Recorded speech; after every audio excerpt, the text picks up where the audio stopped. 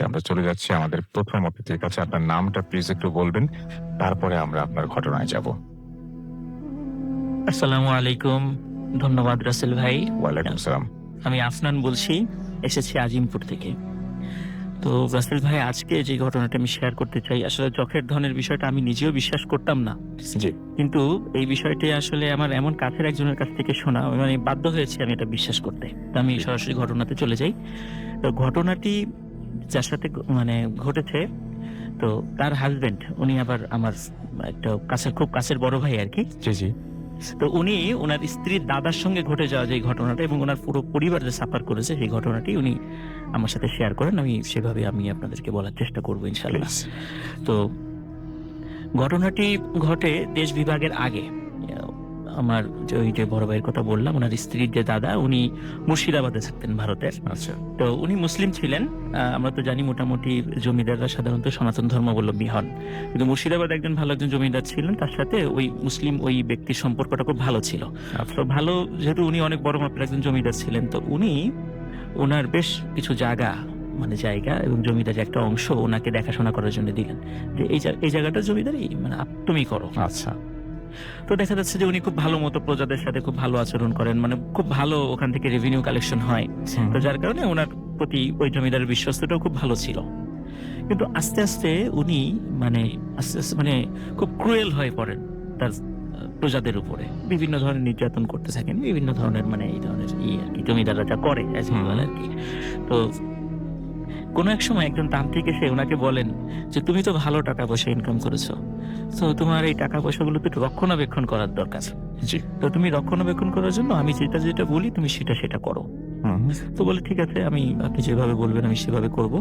তো উনি বলেন যে একটি পরিবারের সন্তান হতে হবে একজনই, এবং সেটা হতে হবে কন্যা সন্তান।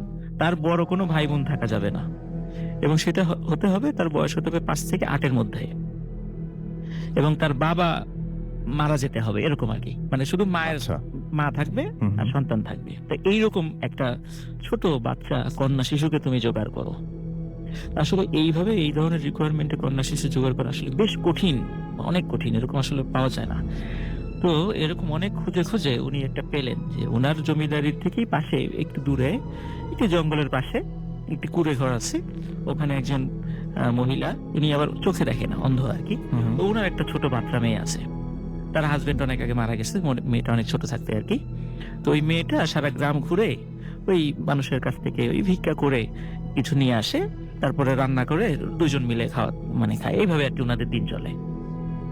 তো অনেক কৌশলে ওই মেয়েকে জমিদার ধরে নিয়ে আসে।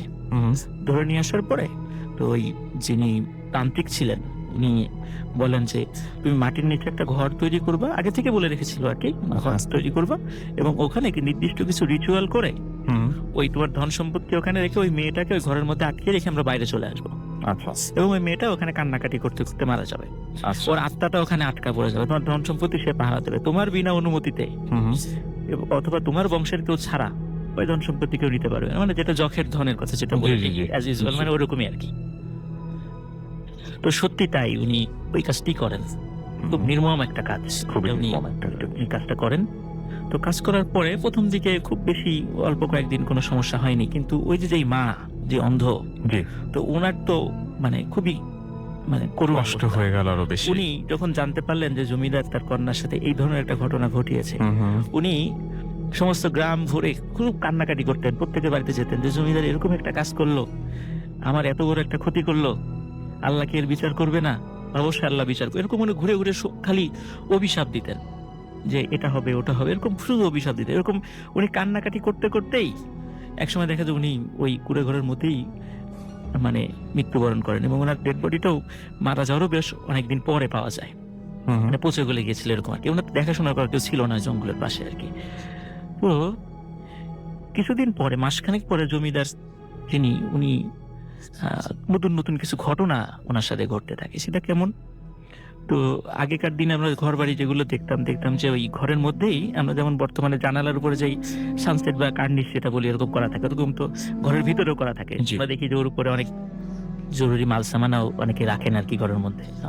এখন ওরকম তো যদিও দেখা যায় না। তো উনি রাতের বেলা খেয়াল করতেন যে কে যেন ওই কার্নিশের ওই উপরে জি। ছোট আকৃতির একটা কালো ছায়ামূর্তি যেন হু হু হু করে কান্নাকাটি করছে। আচ্ছা। তো উনি প্রথমে মনে করছে হয়তো স্বপ্ন দেখছেন, ভুল মানে দুঃস্বপ্ন দেখছেন, কিন্তু না, উনি সম্পূর্ণ জাগ্রত অবস্থায় সেটা দেখছেন। যখনই বলতেন কে, কে বলার সাথে সাথে কোনো শব্দ নাই, এরকম হু হু করে কান্নাকাটি হতো। কিন্তু যখন আলো দিতেন, আলো জ্বালাতেন, তখন আবার এটা চলে যেত, তখন কিছু ছিল না। আচ্ছা। এরকম বেশ কয়েকবার ঘটনা ঘটতেছে। উনি প্রথমে মনে করে হয়তো বা ওনার ভুল হচ্ছে, কোনো ভুল হচ্ছে। এর কিছুদিন পরে কি হলো, উনি আবিষ্কার করলেন ওই ছায়ামূর্তিটি আসলে নিচে নেমে এসেছে। নিচে নেমে এখন তার পায়ের কাছে বসে কান্নাকাটি করে, ওরকম ঠিক একইভাবে হু হু করে কান্নাকাটি করে। তো উনি যখনই আলো জ্বালান তখন আর এটা থাকে না, এবং উনি ওনার মানে উনি বিপত্নিক ছিলেন, এই জন্য উনি একাই ঘুমাতেন, যার কারণে উনি ওনার সন্তানদের সাথে সেটা শেয়ার করেন। জি। এই যে এই ব্যাপার, বলে যে এটা কিছু না, এটা বাবা তোমার মনের ভুল হচ্ছে। তো এর মধ্যে কি হয় সেটা হচ্ছে ওনার জমিদারিতে মানে বেশ কিছু সমস্যা সৃষ্টি হয়। যেমন যেই ফসলগুলো যেখান থেকে উনি ভালো রেভিনিউ কালেকশন করতেন, সেটা হঠাৎ করে মানে অদ্ভুত ভাবে সেখানে পোকা লেগে সেটা নষ্ট হয়ে যায়, এবং ওনার ওই জমিদারি অংশে কোনো এক বলতে পারেন যে খুবই একটা মন্দা চলা শুরু করে। তখন কি করে, এই অবস্থায় যখন উনি রেভিনিউ কালেকশন করতে পারছিলেন না, তখন যেই জমিদার ওনাকে জমিদারিটা দিয়েছিলেন, তখন উনি ওটা ওনার কাছ থেকে কেড়ে নিয়ে আরেকজনকে দিয়ে দেন, কারণ ওই জমিদারকেও তো ব্রিটিশদের কাছে একটা রেভিনিউ দিতে Right. হবে। হুম। উনি বাধ্য ছিলেন সেটাই করতে। তো ইতিমধ্যে আবার দেশ ভাগ হয়ে যায়। যখন উনি জমিদারি হারিয়ে ফেলেন, তখন উনি খুব একরকম নিঃস্বই হয়ে পড়েন আর কি।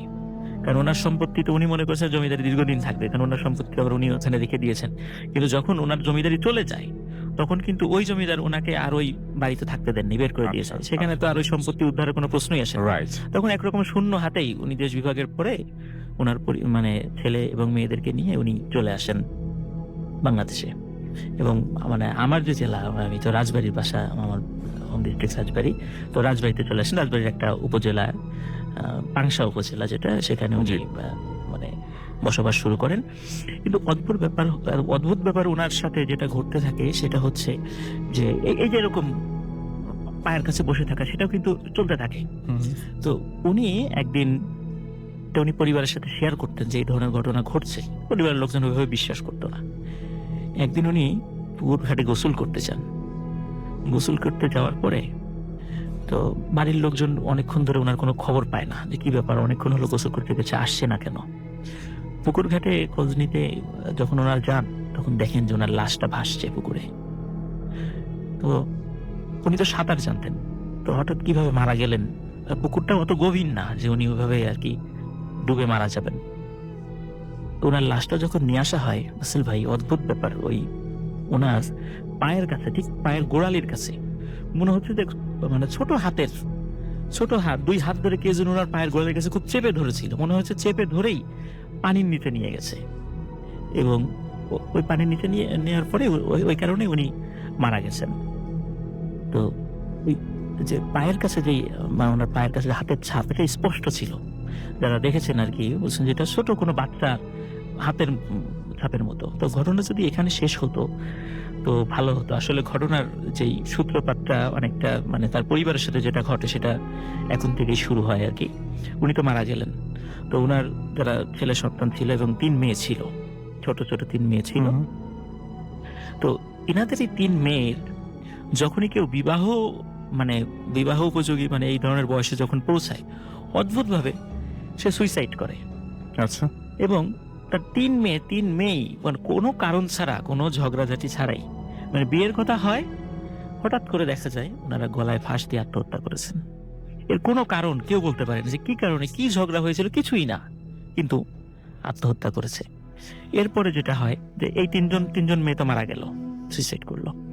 ওই ওনার যে ছেলে সন্তানরা ছিল তারাও তো বিয়ে করেছে, তাদেরও সন্তান হয়েছে। দেখা যাচ্ছে ওনাদের যে সন্তানরাও হয়েছে, তাদের ভিতরে কন্যা সন্তান যারা ছিল, এরাও যখন ওই বিবাহ উপযোগী বয়সে পৌঁছায়, বিবাহের কথাবার্তা শুরু হয় বা এরকম কিছু শুরু হয়, তখন তারাও ওই ফাঁস দিয়ে আত্মহত্যা করে। জি, তো এখন দেখা যাচ্ছে যে এরকম চলতেই থাকে। তো ওনার যারা আত্মীয় স্বজন ছিল, তারা বেশ ভালো, যারা পরহেজগার ব্যক্তি, ওনাদের সাথে যোগাযোগ করেছিলেন যে আসলে এটা কেন হচ্ছে। তো ওনারা বললেন আসলে এটা অভিশাপের ফল, এটা অভিশাপের কারণে হচ্ছে। তো বলছি এটা অভিশাপ কাটানোর উপায় কি? কিন্তু ওনারা বলছে আপনি আল্লাহর কাছে দোয়া করেন, স্বয়ং আল্লাহ তাআলা এটা সমাধান করতে পারেন। কিন্তু আল্লাহ তাআলা কখন করবেন এটা আল্লাহই ভালো জানেন আর কি। তবে অবশ্যই করবেন, কারণ একজনের অপরাধে তো আরেকজন শাস্তি পাবে না। তো ওনারা এটাও বলে দিলেন যে এটা হবে 7-এর গুণিতক, মানে 1 থেকে 7 পর্যন্ত সবাই মারা যাবে। যদি 8 জনের বিয়ে হয়, তার সন্তানাদি হয়, তার মানে অভিশাপটা কেটে গেছে। আচ্ছা, কিন্তু দেখা যায় 8 জন যখন 8 নম্বর জন ওই পরিবার থেকে মারা গেল কন্যা সন্তান, তার মানে হচ্ছে এটা 14 জন পর্যন্ত যাবে। আচ্ছা, যদি দেখা যায় 14 জন মারা গেছে, 15 জনের বেলায় 15 জনও মানে যদি মারা যায় তাহলে বুঝতে হবে সেটা 21 জন পর্যন্ত যাবে। এরকম যদি দেখা যায় 22 জনের যদি বিয়ে হয়ে যায় স্বাভাবিকভাবে, তাহলে মানে বুঝতে হবে এটা শেষ। তো আমি যে বড় ভাইয়ের কথা বললাম যে ওনার যে স্ত্রী, উনি হচ্ছেন 29 নাম্বার জন, মানে 28 জনের পরে। আমার এই বড় ভাই যখন ওই কলেজে পড়তেন তখন ওই ভাবিকে উনি পছন্দ করেন, কিন্তু ভাবিকে যখন বিয়ের প্রস্তাব দেন ওই ভাবি কিছুতেই রাজি হচ্ছিলেন না। তো অনেক মানে রিকোয়েস্ট করার পরে ওই ভাবি তখন বললেন যে ওনাদের পরিবারের সাথে এই একটা ঘটনা আছে, যে উনি 29 নাম্বার, যদি উনি মারা যান অযথা, মানে উনি খুব শঙ্কিত ছিলেন হয়তো উনিও মারা যাবেন। স্বাভাবিক। তো মানে অলরেডি 28 জন মারা গিয়েছেন একটা ফ্যামিলির, একটা পরিবারের, এই অভিশাপের কারণে হোক আর যে কারণে হোক, আল্লাহ পাক ভালো জানেন, বাট মারা গেছেন। এবং 29 নাম্বার, এবং ঠিক এই বিয়ের আগ দিয়েই আপনি যেটা বলছেন খুব রহস্যজনক ভাবে তারা সুইসাইড করেন। তো ন্যাচারালি তারও অনেক ভয় থাকার ওরও কথা। অনেক ভয় থাকে। তবে যেই ভাইয়ের কথা বললাম আর কি, আমার এক বড় ভাই, তো উনি বললেন যে যাই হোক হবে, আমি এটা দেখে নিতে চাই। তো অদ্ভুত ব্যাপার যে আল্লাহর অশেষ রহমত, ওনাদের বিয়েটা হয়। এবং বিয়ে হওয়ার পরেও ওনাদের আর্থিক অবস্থা ভালো ছিল। ওনারা স্বামী স্ত্রী উভয়ই হজ করে আসেন। পরবর্তীতে ওনারা বর্তমানে সৌদি আরবে আছেন, ওনাদের একটা বেবিও হয়েছে, ওনারা খুব ভালো আছেন, এখন অভিশাপটা কেটে গেছে। আলহামদুলিল্লাহ, আর সেটা খুব ভালো একটা খবর। এবং এখনো পর্যন্ত মানে সেই জন্য এই ঘটনাটা জানতে পারলাম আমরা, আদারওয়াইজ এই ঘটনাটা কেউ বলার মতোই থাকতো না। মানে এটা মর্মান্তিক একটা তবে ঘটনা। মজার বিষয় রাসেল ভাই, ওই যে বড় ভাইয়ের কথা বললাম যে উনি ওকে বিয়ে করবেন কি করবেন না, হুম। এই বিষয়টা কিন্তু আমার সাথে শেয়ার করেছিল। আচ্ছা, আমার সাথে শেয়ার করেছিল, তখন আমি বলেছিলাম ভাই মানে এটা আপনি করেন, এটা করেন, সাহস করে উদ্যোগ নেন। হয়তোবা ওই মেয়েদের সাথে যাদের বিয়ে হওয়ার কথা ছিল ওনারা হয়তো বিষয়টা জানতেন, আমার মনে হয় ওনারা হয়তো কোনো কারণে রাজি হন নাই, এরকম হয়তো বা কাপুরুষতার পরিচয়। আপনি সাহস করে আল্লাহর নামে এরকম সাহস করেন, ইনশাআল্লাহ আল্লাহ তাআলা আপনার ওসিলায় অন্তত এই বিপদটা কাটিয়ে দিতে পারে পরিবারের উপর থেকে। এবং সত্যি কিন্তু আসলে তাই। তবে আসলে ভাই একটা বিষয়, ওই যে উনি ওনার যে দাদা যে ওই যে সম্পত্তিটা রেখে দিয়েছিলেন, এটা সম্পর্কে আমি পরবর্তীতে জানতে পেরেছি। সেটা হচ্ছে যে অনেক অনেক গ্রামের লোক জানতেন যে ওই পুরাতন ওই জমিদার বাড়িতে ওই সম্পত্তি গেড়ে রাখা হয়েছিল। তো অনেকেই নাকি এটা লোভে পড়ে মানে গিয়েছিলেন সেটা বের করে আনার জন্য। তখন তো অদ্ভুত ব্যাপার হচ্ছে, যেই ওই মাটি খোঁড়ার চেষ্টা করে তারাই নাকি দেখে মাটির থেকে প্রচুর সাপ বের হয়ে আসছে, সাপ বের হয়ে এসে ওদেরকে ধাওয়া করে, কিন্তু তারা সাপ একটাকেও মারতে পারে না। অদ্ভুত ব্যাপার, মারতে পারে না, বরং বড় ধরনের সাপ তাদেরকে ধাওয়া করে, তারা অনেক দূরে চলে যাওয়ার পর দেখে সাপ কিছু নেই। তো এটা নাকি ঘটেছে ওখানে, আমি শুনেছি ওনাদের কাছ থেকে শুনেছি, সত্য মিথ্যা আমি বলতে পারবো না। তবে যে যখের যে ধন, যেটা আমরা যে শুনি, যে আসলে আমি বিশ্বাস করতাম না এই ঘটনা ঘটার পরে, যে আসলে যে এই ধরনের অভিশাপ যে মানুষের মানে থাকে, এবং আমার প্রত্যক্ষ করা আর কি কিছু ব্যাপার, এটা আমি আজকে লিসেনারদের সাথে শেয়ার করলাম আর কি আপনার মাধ্যমে। ধন্যবাদ। অনেক ধন্যবাদ আপনাকেও, এবং আপনার ঘটনার জন্য আপনাকে অনেক ধন্যবাদ। এবং সত্যি কথা বলতে কি, যে মানুষ সারা জীবন ধরে যেটা অর্জন করেন, সেটা আসলে যদি অর্থ বা সম্পদ হয়, এবং সেটার উপর এক ধরনের লোভ বা অনেক কিছু থাকে, আমার কাছে খুব আজব লাগে যে মানে অর্থ এবং সম্পদ, এ দুটো জিনিস, মানে অর্থ সম্পদ যাই বলি না কেন, এটা এমন একটা জিনিস মানুষ সাধারণত বিলিয়ে দিতে চায় না, কিন্তু এই সারা জীবন ধরে সে যে জ্ঞান বা যা কিছু অর্জন করে সেটা বিলিয়ে দিলে কিন্তু আরো বাড়ে, কমে না। তো সম্পদের প্রতি মানুষের এই ধরনের লোভ বা এই ধরনের সবকিছু মানে সংকীর্ণতা বা যাই বলি না কেন, সেটা থেকে এরকম ধরনের ঘটনাগুলো জন্ম নেয়। এবং 29 নাম্বার যিনি এই বংশের, তার জীবনে পরিবর্তন এসেছিল বলে এই ঘটনাটা আমরা জানলাম। আমরা চলে যাচ্ছি আমাদের দ্বিতীয় অতিথির কাছে, এবং তার কাছ থেকে আমরা একটা চমৎকার ঘটনা শুনবো। আপনার নামটা প্লিজ একটু বলবেন, তারপর আপনার ঘটনায় আসি আমরা। আমার নাম আব্দুর রৌফ, আমি আসছি টঙ্গী থেকে। ওকে, আব্দুর রৌফের একটা পরিচয় আমি দিয়ে দিই। জনাব আব্দুর রৌফ উনি রাতের বেলায় প্রচন্ড বিজি থাকেন, কাজকর্ম করেন রাতের বেলায় তিনি, এবং তিনি তার কাজ ফেলেই একরকম এসেছেন এখানে আমাদের অনুরোধে। সো আশা করছি যে আপনাদের তার ঘটনা অনেক ভালো লাগবে, এবং তার ঘটনা ভালো বলেই আমরা তাকে আমন্ত্রণ জানিয়েছি। একটা রিকোয়েস্ট করে তাকে নিয়ে আসা হয়েছে। আপনার যেটা ইচ্ছা সেটা থেকে শুরু করেন আপনি।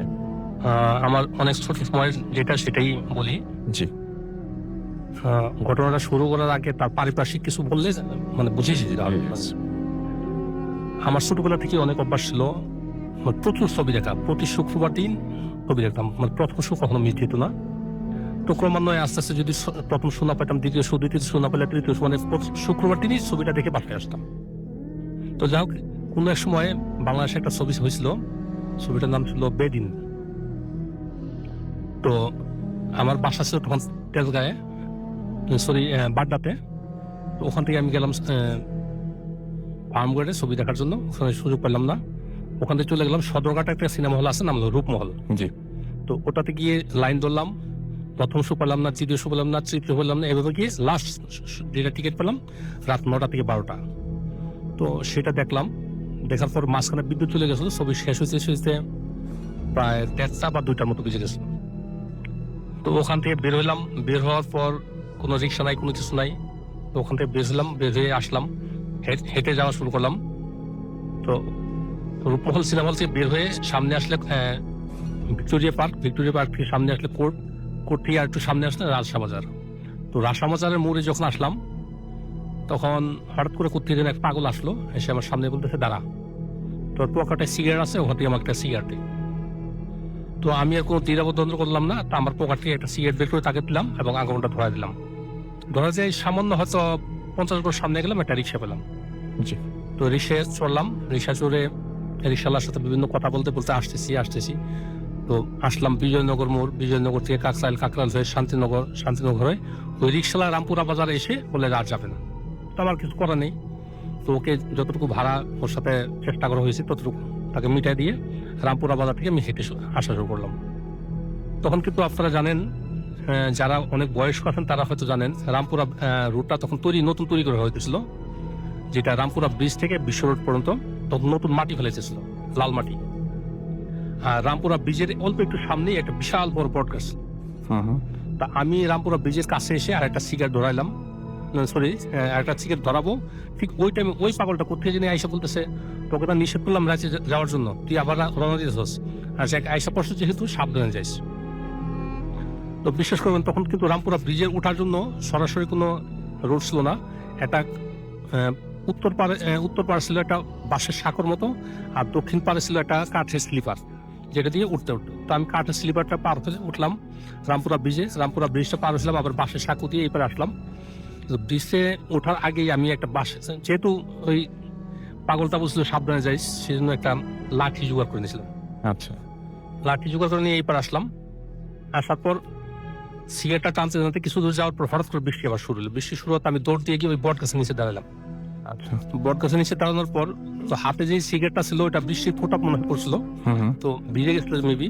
তা আমি চেষ্টা করছিলাম ওটা টেনে ওটাকে আবার সজীব করার জন্য। তো যখন একটু সজীব হয় না, তখন ওটাকে ফেলে দিলাম। ফেলে দিয়ে আমি কিছু দিকে তাকায় দেখি অনেকগুলো কুকুর আমাকে ঘেরাও করে ধরছে এবং মুখ দিয়ে গড় গড় আওয়াজ করতেছে। তো আমি কি করলাম, দূর যাই জানি ওরে বুকে ফু দিলাম। আর আমরা যে এটা কমন একটা দোয়া পড়ি, লা ইলাহা ইল্লাল্লাহ, এটা পড়ে একটু পড়ি, আর লাঠিটা দিই কুকুরকে মারার জন্য। কুকুরগুলো একটু পিছনে যায়, আমি আবার একটু আগাই।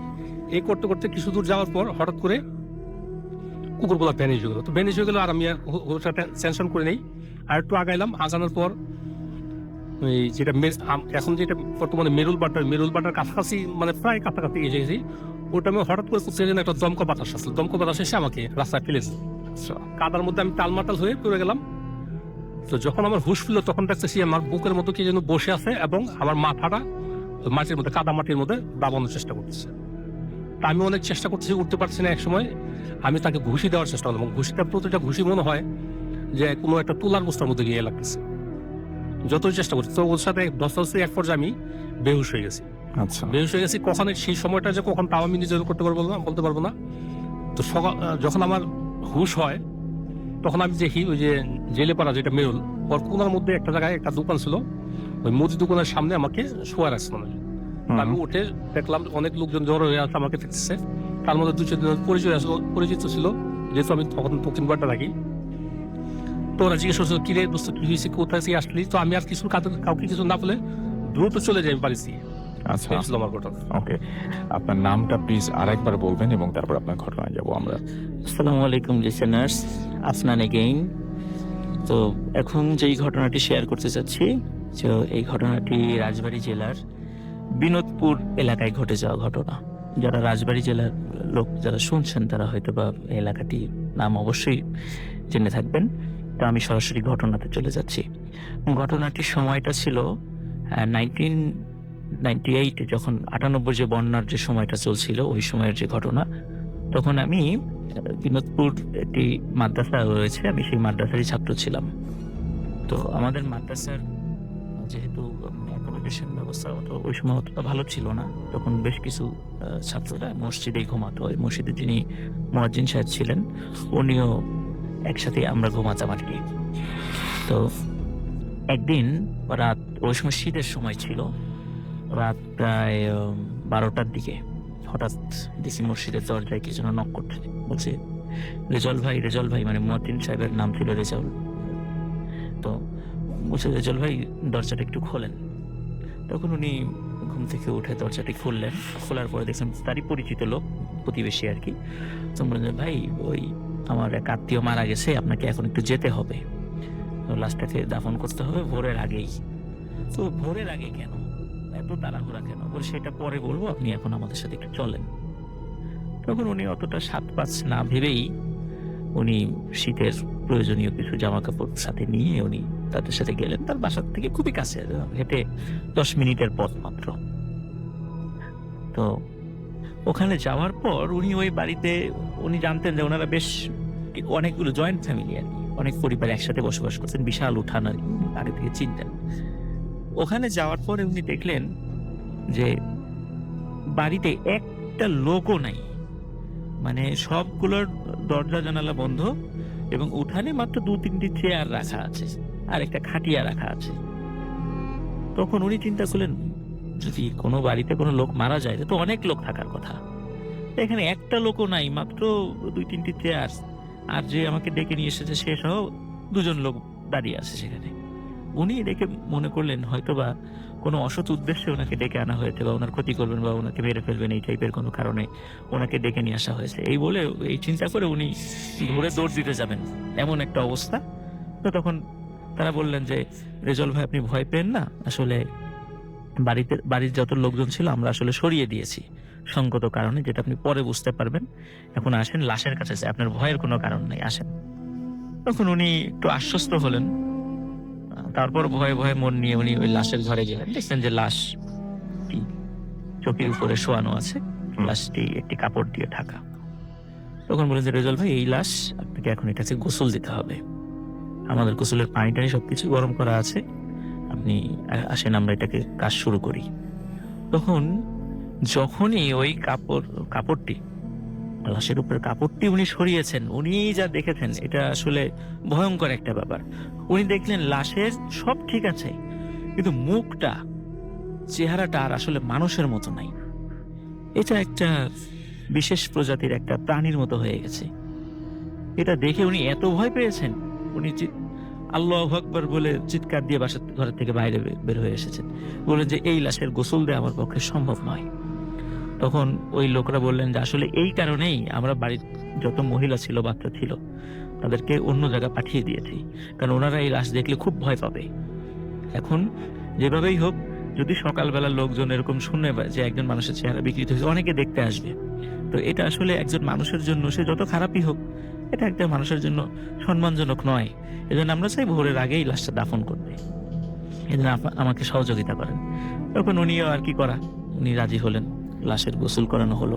এবং আপনি যেটা বলছিলেন যে লাশের মুখমণ্ডলটা কেমন ছিল, আর একবার যদি সবাইকে। মুখমণ্ডল একটা বিশেষ প্রাণীটার নাম আমি উল্লেখ করতে চাচ্ছি না, আচ্ছা, একটা আমরা খুবই এটা অপছন্দ করি, একটা বিশেষ প্রাণী, তো ওইটার মতো চেহারা হয়ে গেছিল। ওকে, তো বেশ ভয়ঙ্কর ছিল। বেশ ভয়ঙ্কর, খুবই ভয়ঙ্কর ছিল। একটা মানুষের চেহারা যদি ওরকম হয়ে যায় সেটা তো আসলে কিভাবে দেখা যায়, মানে সমস্ত বডি মানুষের মতো, কিন্তু মুখটা একটা চালিয়ে নিয়েছে, এটা আসলে খুবই ভয়ঙ্কর, এটা আমরা কল্পনা করলেই বুঝতে পারছি আর কি। তো লাশটা গোসল করানোর পরে কাফন টাফন পরানোর পরে খাটিয়া ধরার জন্য উনি সহ সর্বসাকুল্যে 10 থেকে 12 জন ব্যক্তি ছিল এখানে, 10 থেকে 12 জন। তখন বললো যে ভাই চলেন আমরা কবরস্থানে গিয়েই আমরাই জানাজা করিয়ে লাশটা দাফন করব। তখন উনি গেলেন। তো জায়গাটা যেখানে কবর যেটা হয়েছে, রাজবাড়ি যারা আছেন তারা হয়তো বা একটু খেয়াল করবেন যে এটা লোকশেড যে জায়গাটা আছে রাজবাড়িতে, লোকশেডের ওই জায়গাটা এমনিতেই হন্টেড, অনেকেই সেটা জানেন। তো ওইখানে একটা মুসলিম কবরস্থান আছে, তো ওই কবরস্থানে ওই লাশটা দাফন হয়েছিল। তো ওইখানে যখন লাশটা নিয়ে গেলেন, নিয়ে যাওয়ার পরে দেখলেন যে লাশ ওই কবরের কাছে 2 জন ব্যক্তি বসা যারা কবর খুঁড়েছেন। তো কবরের কাছে যাওয়ার পরে মুয়াজ্জিন সাহেব মানে রেজাউল উনি খুব ধমক দিলেন ওই 2 জনকে, যে কি ব্যাপার, তোমাদের তো অনেক আগে থেকেই জানি যে তোমরা ভালো কবর খোঁড়ো, তোমাদের তো জানা উচিত যে একটা কবরের মাপ কেমন হতে হবে, তো তোমরা এই বাচ্চাদের মতো করে কবর খুঁড়েছে কেন? এটা কি বাচ্চার কবর? তো ওনারা বলতেছেন যে ভাই আপনি তাকিয়ে দেখেন ডানে বায়ে কি পরিমাণ মাটির স্তূপ জমা হয়ে আছে, এখানে মিনিমাম 5-6টা কবরের মাটি স্তূপ জমা হয়ে আছে। তো কি কারণে এরকম? বলে আমরা ঠিক মাপ মতোই কবর খুঁড়ি, কিন্তু কবর খোঁড়ার পরে কিছুক্ষণ পরে আবার যখন কবরের দিকে তাকাই দেখি কবরটি ডানে বায়ে সামনে পিছনে ছোট হয়ে এসেছে। তখন আমরা আবার সেটা খুঁড়ি, আবার খোঁড়ার পরে কিছুক্ষণ পরে তাকিয়ে দেখি ঠিক একই অবস্থা, ডানে বায়ে সামনে পিছন থেকে চেপে এসেছে। আমরা একাধিকবার এই কাজটা করেছি, এই যে যত মাটি দেখছেন মাটি ঢিবি হয়ে গেছে, এটা সেই মাটি, আমাদের পক্ষে নতুন করে আর কবর করা সম্ভব না, আমরা ক্লান্ত হয়ে গেছি, এই অল্প জায়গার মধ্যেই এনাকে দাফন করতে হবে, আমাদের পক্ষে সম্ভব নয়। তখন কি করা? এখন কবরটা রাসেল ভাই এত ছোট হয়ে গেছিল যে ওনাদের স্বাভাবিক যে দেহের যে মাপ, এই মাপে আসলে কবরে রাখা যাচ্ছিল না। এটাই আমার কাছে খুব অস্বাভাবিক লেগেছে। বাধ্য হয়ে ওনার হাঁটু ভাঁজ করে ওনাকে কবরে রাখতে হয়েছে। কবরে যেই ব্যক্তিটি ওনাকে নামিয়েছেন, উনি নামার পরে হঠাৎ করে বলছেন যে এই তাড়াতাড়ি আমাকে টেনে তোল, আমার পা দুটো মনে হচ্ছে অবশ হয়ে গেছে, আমি উঠতে পারছি না কবর থেকে। তখন অন্যরা তাড়াতাড়ি করে ওনাকে সেখান থেকে টেনে তুললেন। টেনে তোলার পরে উনি অনেকক্ষণ মানে হাঁটতে মানে পা ওরকম মানে একটা অবশ হওয়ার মতো অবস্থা ছিল, অনেকক্ষণ হাঁটতে পারেননি। তো যাই হোক, ওনার পাটা ঠিক হওয়ার পরে তারপর সেখানে কবরের উপরে প্রথমে বাঁশ দেয়া হয়। বাঁশ দেওয়ার পরে যখনই একটা চাটাই বিছানো হয়েছে, তখনই হঠাৎ করে ভিতর থেকে মট মট মট মট আওয়াজ শুরু হয়ে গেছে, মনে হচ্ছে হাড় ভাঙার আওয়াজ। তো ওই আওয়াজ যখনই ওই আশেপাশে যারা ছিল, ওই কবর যারা দিচ্ছিল, যখনই তাদের কানে এসেছে, ওনারা ভয় পেয়ে সবাই যে যার সর্বশক্তি নিয়ে দৌড়ে অনেক দূরে সরে গেছে। তো ওই যে মুয়াজ্জিন সাহেবের কথা বললাম, উনিও খুবই ভয় পেয়েছেন, ভয় পেয়ে উনিও দূরে সরে গেছেন। কিন্তু উনি চিন্তা করছেন এখন উনিও যদি ভয় পান তাহলে তো আসলে একজন লোক ওখানে থাকবে না কবরের মাটি দেওয়ার মতো। তখন উনি অন্যদেরকে সাহস করে মানে সাহস দিচ্ছেন যে তোমরা এদিকে আসো, আসলে ওটা কিছু না, এমনি শব্দ, এটা আমাদের মনের ভুল, রাতের বেলা তো হয়তো মনের ভুল হয়েছে, তোমরা আসো। তো তারপরে সবাই আসলেন। আসার পরে দ্রুততার সাথে কবরটা দেওয়ার পরে সবাই চলে গেলেন।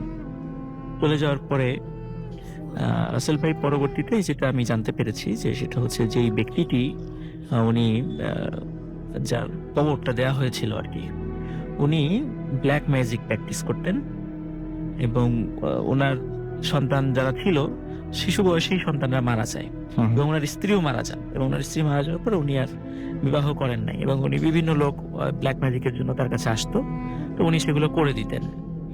তো আমরা এই ঘটনাটি একজন বর্তমানে ওই শবযাত্রার সাথে যে 10-12 জন ছিল এর ভিতরে একজন ব্যক্তি এখন পর্যন্ত জীবিত আছেন। উনি বিনোদপুর হাফেজিয়া মাদ্রাসার ওই মসজিদের মুয়াজ্জিন সাহেব, তার নাম রেজাউল। যারা এই ঘটনার মানে যদি সত্যতা যাচাই করতে চান, সেক্ষেত্রে রাজবাড়িতে বিনোদপুর এলাকার ওই বিনোদপুর হাফেজিয়া মাদ্রাসার মসজিদের মুয়াজ্জিন সাহেব এখনো জীবিত আছেন, ওনাদের কাছ থেকে এই ঘটনাটা আসলে সত্যতা যাচাই করতে পারেন।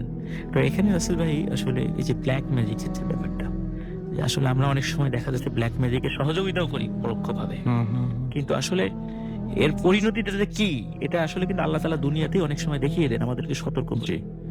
ধন্যবাদ রাসেল ভাই। এটা এবং এটা মানে যারা প্র্যাকটিস করেন বা যাদের এর প্রতি আগ্রহ আছে তাদেরকে আসলে মানে উৎসাহ দেওয়ার তো কোনো কারণই নাই। আমরা আমরা মানে কি বলবো যে আমরা খুব হার্ডলি আমরা নিষেধ করব, মানে আমরা খুবই নিষেধ করবো খুব মানে এই ধরনের কোনো কিছুতে না যাওয়া। এবং মানে এটার পরিণতি খারাপ হোক আর ভালো হোক, এটা নিষিদ্ধ। এটা নিষিদ্ধ জিনিস আমরা কেন প্র্যাকটিস করব? সেটাই সেটাই আমাদের কাছে সবার কাছে কাম্য। এবং আশা করছি এই ঘটনা আপনাদের অনেক ভালো লেগেছে। আমরা চলে যাব আমাদের পরবর্তী ঘটনা। ইন দ্য মিন টাইম আপনারা আমাদের SMS করুন, এবং SMS করতে হলে মোবাইলের মেসেজ সঙ্গে টাইপ করতে হবে ফুর্তি, FORTI ফুর্তি, স্পেস দিয়ে লিখতে হবে আপনার নাম, স্পেস দিয়ে আপনার মেসেজ পাশে দিতে হবে 9840 নাম্বারে। আমাদের ইমেল অ্যাড্রেস হচ্ছে bhutbasam@furti.fm, which is BHWTFM@radio.FORTI.FM। আপনার নাম, ঠিকানা এবং ফোন নাম্বার সহ আপনার জীবনে ঘটে যাওয়া বা আপনার জানা সেরা ঘটনা লিখে পাঠিয়ে দিন আমাদেরকে। এবং ঘটনার শুরুতে অবশ্যই উল্লেখ করুন যে এই ঘটনাটি আপনি স্টুডিওতে এসে শেয়ার করতে চান, নাকি আপনি চান আপনার ঘটনা আমরা পড়ে শোনাই। আমরা SMS পড়বো কিছু। সিয়াম আমাদের SMS করেছেন, দেখতে পাচ্ছি যে মুস্তাফিজুর রহমান, এছাড়াও আমাদেরকে SMS করেছেন অফি গাজীপুর থেকে। নুরহান আমাদের SMS করেছেন, শেখ হিসাম আমাদের SMS করেছেন, দেখতে পাচ্ছি অনেকদিন পর শুনছি, ভালো লাগছে। ইমতিয়াজ করিম চুয়াডাঙ্গা থেকে আমাদের SMS করেছেন এবং তিনি শুনছেন অ্যাপ দিয়ে। ইউসুফ গাজীপুর থেকে আমাদের SMS করেছেন।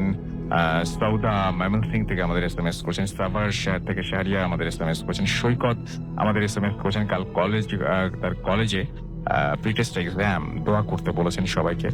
আশা করছি যে আপনার এক্সাম অনেক ভালো হবে, কিন্তু এখন আপনার নিশ্চয়ই রেস্টে চলে যাওয়া উচিত।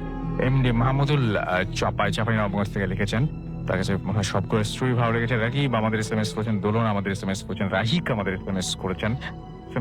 আমাদেরকে দেখতে পাচ্ছি জুনায়েদ, এছাড়াও SMS করেছেন তুষার। মিজান ঢাকা ক্যান্টনমেন্ট থেকে আমাদের SMS করেছেন। আমাদের আদম SMS করেছেন এবং আমাদেরকে SMS করেছেন দেখতে পাচ্ছি খুলনা থেকে রূপা।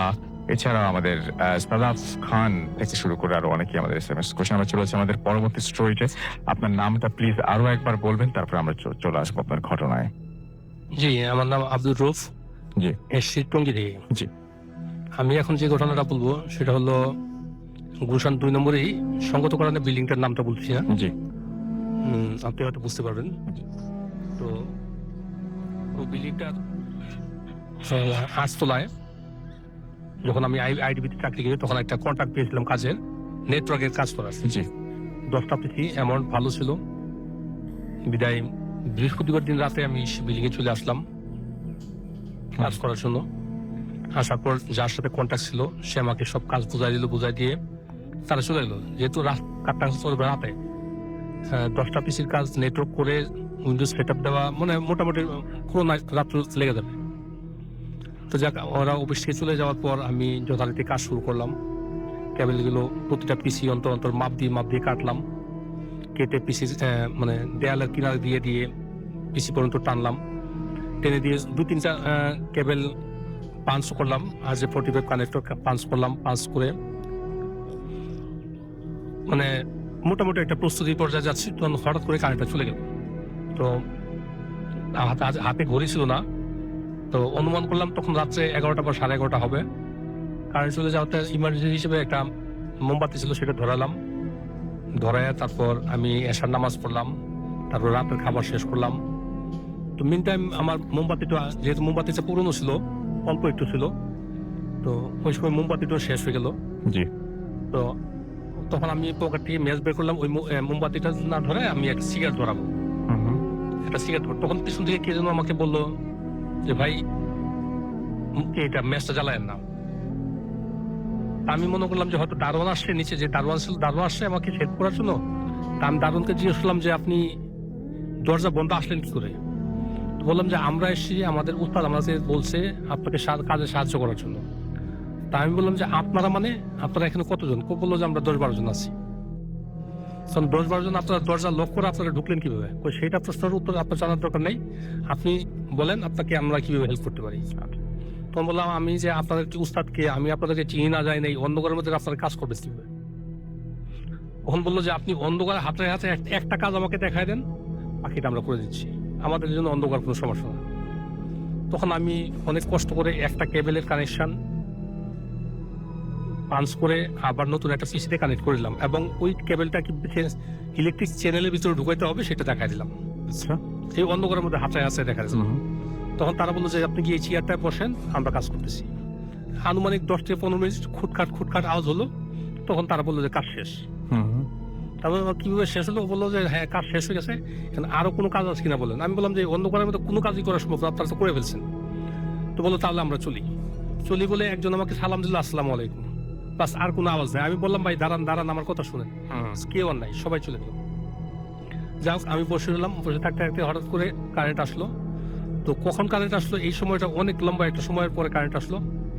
কারেন্ট আসার পর আমি আবার কাজ শুরু করলাম। কাজ শুরু করে সবগুলো পিস কানেক্ট করলাম, কানেক্ট করে উইন্ডোজ সেট আপ দিলাম। সে সকাল হয়ে গেল, পরে আমি চলে গেলাম। এই ছিল আমার ঘটনা। ওকে, সো আপনি এখনো পর্যন্ত জানেন না আসলে তারা কে ছিল? না, আমি জানি না। এখনো পর্যন্ত জানেন না। অনেক ধন্যবাদ আপনাকে আপনার ঘটনার জন্য, এবং আশা করছি যে আপনাদের ঘটনাটা ভালো লেগেছে। এবং তার কাছে আমরা আরো একটা ঘটনা আছে, সেই ঘটনা যদি পরবর্তীতে সময় পাই তাহলে আবার শোনাবো। এখন যেটা করব সেটা হচ্ছে একটা ব্যাপার আপনাদের একটু মনে করিয়ে দিতে চাই। সেটা হচ্ছে যে বাংলাদেশের বিভিন্ন জায়গায় এখন যেটা হচ্ছে, মানে আমাদের ভূত এফএমের অনেক অনেক অনেক অনেক মানে লিসনার হয়তো এই মুহূর্তে শুনতে পাচ্ছেন না, কারণ ভয়াবহ বন্যা পরিস্থিতি, এই দুর্যোগের সাথে সামাল দিয়ে হয়তো আজকে রাত্রে ভূত এফএমটা শোনা হচ্ছে না। কয়েক সপ্তাহ ধরেই হয়তো এরকম চলছে। মাসখানেক অবধ থেকে আমি দেখতে পাচ্ছি যে বাংলাদেশের বিভিন্ন জায়গায় বন্যা পরিস্থিতির অবনতি ঘটছে। এবং আমরা একটা জিনিস আপনাদের কাছে রিকোয়েস্ট করবো, যারা শুনতে পাচ্ছেন, যারা সেই সমস্ত সৌভাগ্যবান যারা শুনতে পাচ্ছেন, ইভেন আমরাও শো করতে পারছি এবং খুব নিশ্চিন্তেই আমরা আছি। তো আপনাদের সবার কাছে রিকোয়েস্ট আমার একটাই, সেটা হচ্ছে যারা যেভাবে পারেন তারা অবশ্যই অবশ্যই অবশ্যই সহযোগিতা করবেন। কারণ আমাদের মানে বেঁচে থাকার চাইতে সবাই মিলে, মানে একা ভালো থাকার চাইতে সবাই মিলে ভালো থাকার মধ্যে অনেক শান্তি এবং অনেক মানে কি বলবো যে আল্লাহকেও খুশি করা হয়, নিজেরাও অনেক ভালো থাকবেন সেটাই আশা করব। এবং আমার মনে হয় যে যেভাবে পারেন সেই দুর্গত মানুষদের পাশে দাঁড়াবেন, এবং আপনারা অবশ্যই সেটা করবেন, সেটা আমি জানি। জাস্ট আমি একটু মনে করিয়ে দিলাম আর কি। থ্যাংক ইউ ভেরি মাচ যারা এতক্ষণ ধরে আমাদের সাথে শুনছেন এবং শুনবেন, তাদের সবাইকে অনেক অনেক অনেক অনেক ধন্যবাদ জানাচ্ছি। এবং আমি আরো একবার চলে যাচ্ছি আমাদের যারা এই মুহূর্তে আমাদের ফেসবুকে রয়েছেন, দেখতে পাচ্ছি অসংখ্য মানে আমাদের লিসেনার যারা আমাদেরকে ভালোবাসেন, তারা অলরেডি ফেসবুকে আছেন এই মুহূর্তে। অনেকদিন পর শুনছেন। হৃদয় কাইয়ুম আমাদের সাথে আছেন, অর্থহীন বালক আমাদের সাথে আছেন, এবং অনেক আগে থেকে তিনি শোনেন, তাই লিখেছেন। বরিশাল থেকে তিনি লিখছেন। জেরিন তাসনিম সামিয়া লিখেছেন আই লাভ ভূত এফএম। এছাড়াও এমডিএ আবুল আলিম জয় লিখেছেন ভয়ে তিনি বেশ ভয় পাচ্ছেন, সেটা তিনি লিখেছেন। আমার কাছে একটা ঘটনা আছে ভূত এফএমের থেকে, সব ঘটনা ভূত এফএমের ঘটনা আছে। আচ্ছা, আমার একটা ঘটনা আছে ভূত এফএমের ঘটনা, যা যত ঘটনা আছে তার থেকে আলাদা। তাহলে আর দেরি করে কি লাভ, বলুন? আপনি এখনই পাঠিয়ে দিন আমাদের ঘটনাটা। আমাদের অ্যাড্রেস হচ্ছে bhutfm@radio240.fm।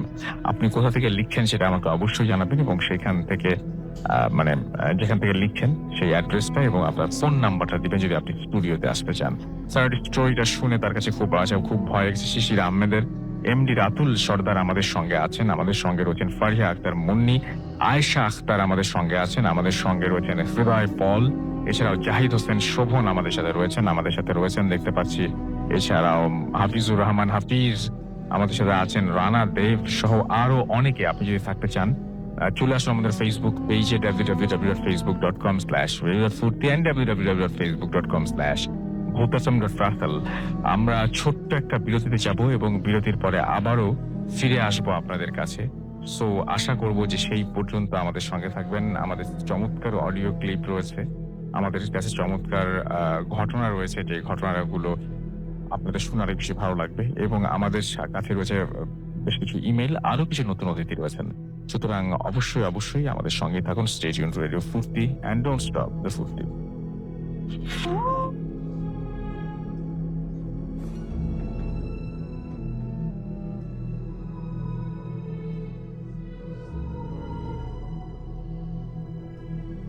হ্যালো রাসেল ভাইয়া, আসসালামু আলাইকুম। আমি আপনাদের একজন নিয়মিত শ্রোতা, প্রায় প্রতিটি এপিসোডই আমার শোনা হয়েছে। তো this is the first time I am spending any recording, so আশা করি ভালো লাগলে শোনাবেন। ঘটনাটি ঘটে ভারতের আসামে। একজন টেলিকম ইঞ্জিনিয়ার যিনি বাংলাদেশের একটি বহুজাতিক কোম্পানিতে কর্মরত আছেন, উনি ঘটনাটি আমার সাথে শেয়ার করেছেন। আমি কোম্পানিটির নাম বলছি না, because it's a very renowned company and সবাই এটা চেনে। তো এনিওয়ে, উনি আসামে যখন ওনার পোস্টিং ছিল, তো ওখানকার একটি ইনফ্লুয়েন্সিয়াল লোক তার ছেলের চাকরির জন্য একটি সিভি শাহাদাত ভাইকে ফরওয়ার্ড করে। তো ছেলেটি রেগুলার ইন্টারভিউ, রিটেন টেস্ট, সব রেগুলার প্রসেস ফলো করে ছেলেটার চাকরি হয়। And he was a very bright young recent graduate. তো শাহাদাত ভাইয়ের আন্ডারেই ছেলেটির অ্যাপয়েন্টমেন্ট হয়। তো ছেলেটি টেলিকম ইঞ্জিনিয়ার ছিল বলে আপনারা জানেন যে টেলিকমে বিভিন্ন টাওয়ার থাকে রিমোট এরিয়াতে। সেই টাওয়ারগুলো রেগুলার বেসিসে ইন্সপেকশনে যেতে হয়, কোয়ালিটি চেক করতে হয় যে টাওয়ারগুলো কাজ করছে কিনা ঠিকমতো, এটা মনিটর করতে হয়। তো একটা সময়ে ছেলেটিকে শাহাদাত ভাই এরকম একটি রিমোট এরিয়াতে পাঠান আসামে। ছেলেটি ফটোগ্রাফির শখ ছিল। তো যাওয়ার আগে শাহাদাত ভাই ওনাকে বলে যে তুমি যখন যাচ্ছ তোমার ডিএসএলআরটা নিয়ে যেও, কাজের ফাঁকে ওখানে তুমি ফটোগ্রাফিটা করতে পারো, কিছু সিনারি আছে সুন্দর, সো তুমি ওখানে ছবি তুলতে পারো, so take your DSLR with. তো ছেলেটি সেখানে যায়, একটা রিসোর্টে ওঠে এবং ছেলেটির সাথে একটা গাড়ি থাকে।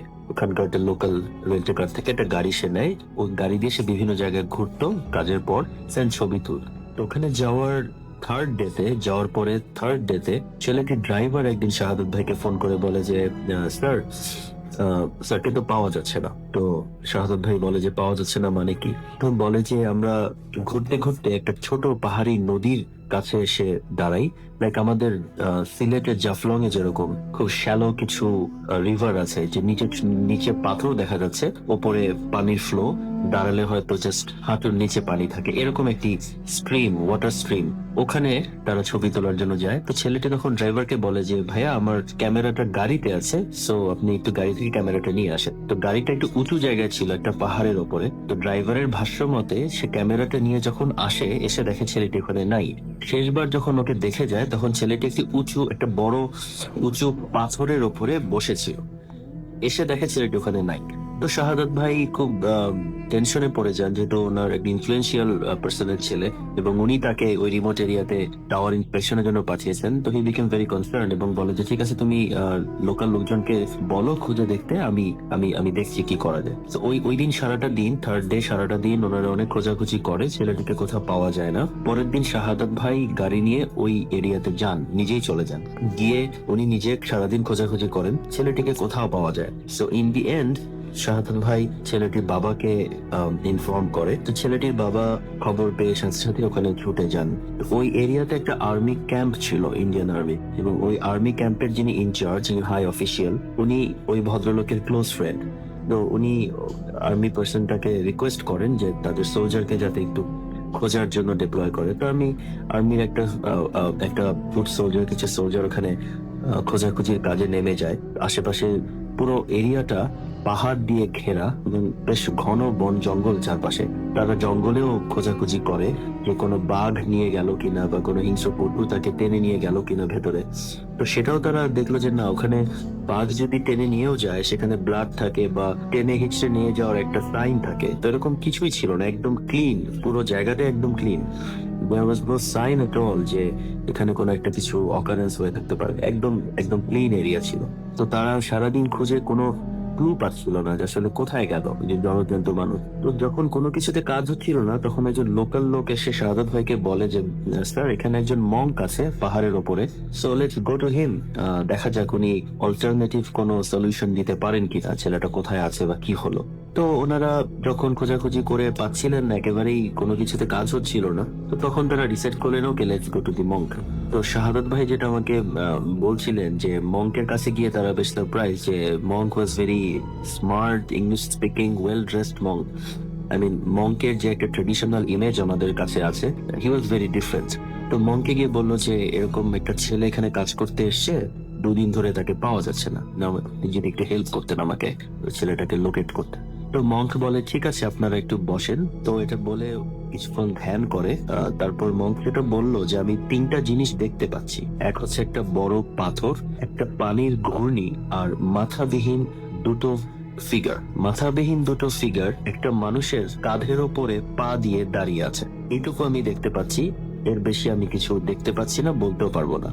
বাট আরেকটা কথা উনি মঙ্ক বলেছিল যে ওই ফিগার দুটো ছেলেটাকে 7 দিন আটকে রাখবে, 7 দিনের আগে ওকে ছাড়বে না। সো কোনো চেষ্টা করে লাভ নেই, আপনারা খোঁজাখুঁজি করছেন বা কোনো কিছু করে ওকে ছাড়ানো যাবে না। ঠিক 7th ডেতে ওকে they will return him, 7th ডেতে ওকে ওরা ফেরত দেবে। তো এটা শুনে ছেলেটার বাবা বেশ রেগে যান, উনি এসব বিশ্বাস করতেন না। সো মনকে উনি একটু উত্তেজিত হয়ে একটু গালিগালাজও করেন, যেসব কি বলছেন, rubbish talks nonsense and all that, এগুলো কি হয় নাকি আজকাল। তো মঙ্ক বলল যে সেটা আপনাদের ব্যাপার, but this is what I knew, সেটা আপনাকে বললাম। তো ওনারা ফেরার পথে মঙ্ক শাহাদাত ভাইকে ইশারা দিয়ে একটু সাইডে ডেকে নিয়ে বলল যে দেখুন ছেলেটি আসলে আর জীবিত নেই, কথাটা আমি বাবার সামনে বলতে পারিনি, আপনাকে বলছি। ওরা আপনারা ওকে আর ফেরত পাবেন না, হি ইজ নো মোর। তো 7 দিন পরে ওর ডেড বডিটাই আপনারা পাবেন বেসিক্যালি। তো শাহাদাত ভাই ওয়াজ ভেরি লাইক কনফিউজ যে বিশ্বাস করবে কি করবে না। শাহাদাত ভাই basically is a practising Muslim, but উনি এই জিনিসগুলো, এই প্যারানর্মাল জিনিসগুলো উনি ঠিক মানতে পারেন না, বিশ্বাস করেন না, তখন পর্যন্ত করতেন না। বাট এটা শুনে উনি একদম বিউইলজার্ড হয়ে যান যে কি করা উচিত বা কি করব। তো মঙ্কের কথাটা টেস্ট করার জন্য উনি ওনার ওয়াইফকে ফোন করলেন যে ওনাদের এরিয়াতে একটা হুজুর আছে, একটা মসজিদের ইমাম, যে এই ব্যাপারগুলোতে এক্সপার্ট। তো শাহাদাত ভাই ওনার ওয়াইফকে ফোন করে বললেন যে দেখো তুমি হুজুরের কাছে যাও, গিয়ে বলো যে এই নামের একটা ছেলে এই এরিয়া থেকে মিসিং, ছেলেটাকে আমরা কোথায় পাবো, তাকে কোথাও খুঁজে পাওয়া যাচ্ছে না, দেখো হুজুর কি বলে। তো ওনার ওয়াইফ হুজুরের কাছে যান, হুজুর তখন বলে একজন তুলা রাশির জাতককে নিয়ে আসতে। অনেক খোঁজাখুঁজি করে তারা একটা তুলা রাশির জাতক ম্যানেজ করে, এবং হুজুর একটা পানির গ্লাসে ফু দিয়ে ওই তুলারাশি জাতককে বলে যে আপনি গ্লাসের দিকে তাকান, দেখেন কি দেখতে পাচ্ছেন। তো জাতকটা বলে যে আমি 3টা জিনিস দেখতে পাচ্ছি, একটা পাথর, একটা পানির ঘূর্ণি, আর 2টো মাথাবিহীন শ্যাডো লাইক ফিগার, যারা একটা ছেলের কাঁধে পা দিয়ে দাঁড়িয়ে আছে। তো হুজুর শাহাদাত ভাই ওয়াইফকে কথা বলে, ওনার ওয়াইফ ওনাকে ফোন করে এই কথাটাই বলে যে হুজুর এরকম বললেন। তখন শাহাদাত ভাই মানে he started to believe that something paranormal happened here. তো তখন উনি যেটা করলেন যে ওই জায়গাটায় ওই পানির খনিটাকে, ওখানে আসলে কি আছে এটা বের করার জন্য উনি কিছু লোকজন জড়ো করে ডিসাইড করলেন যেখানে আমরা বাঁশ ফেলবো এই ঘূর্ণিটার নিচে, যে দেখবো এখানে আসলে কি আছে। তো সবাই মিলে বড় বড় বাঁশ জোগাড় করে ওই ঘূর্ণিটার ভিতরে বাঁশ গেড়ে দেবার চেষ্টা করছিলেন, বাট কিছু একটা নিচের থেকে বাঁশগুলোকে ধাক্কা দিচ্ছিল, লাইক স্প্রিং, যে যতই ওনারা প্রেস করার চেষ্টা করছিলেন ওই ঘূর্ণির ভেতরে, ওই জিনিসটা বাউন্স ব্যাক করছিল। তো তারপর ডিসাইড করলো যে ঠিক আছে, পানির ফ্লোটাকে আগে আমরা আটকাই,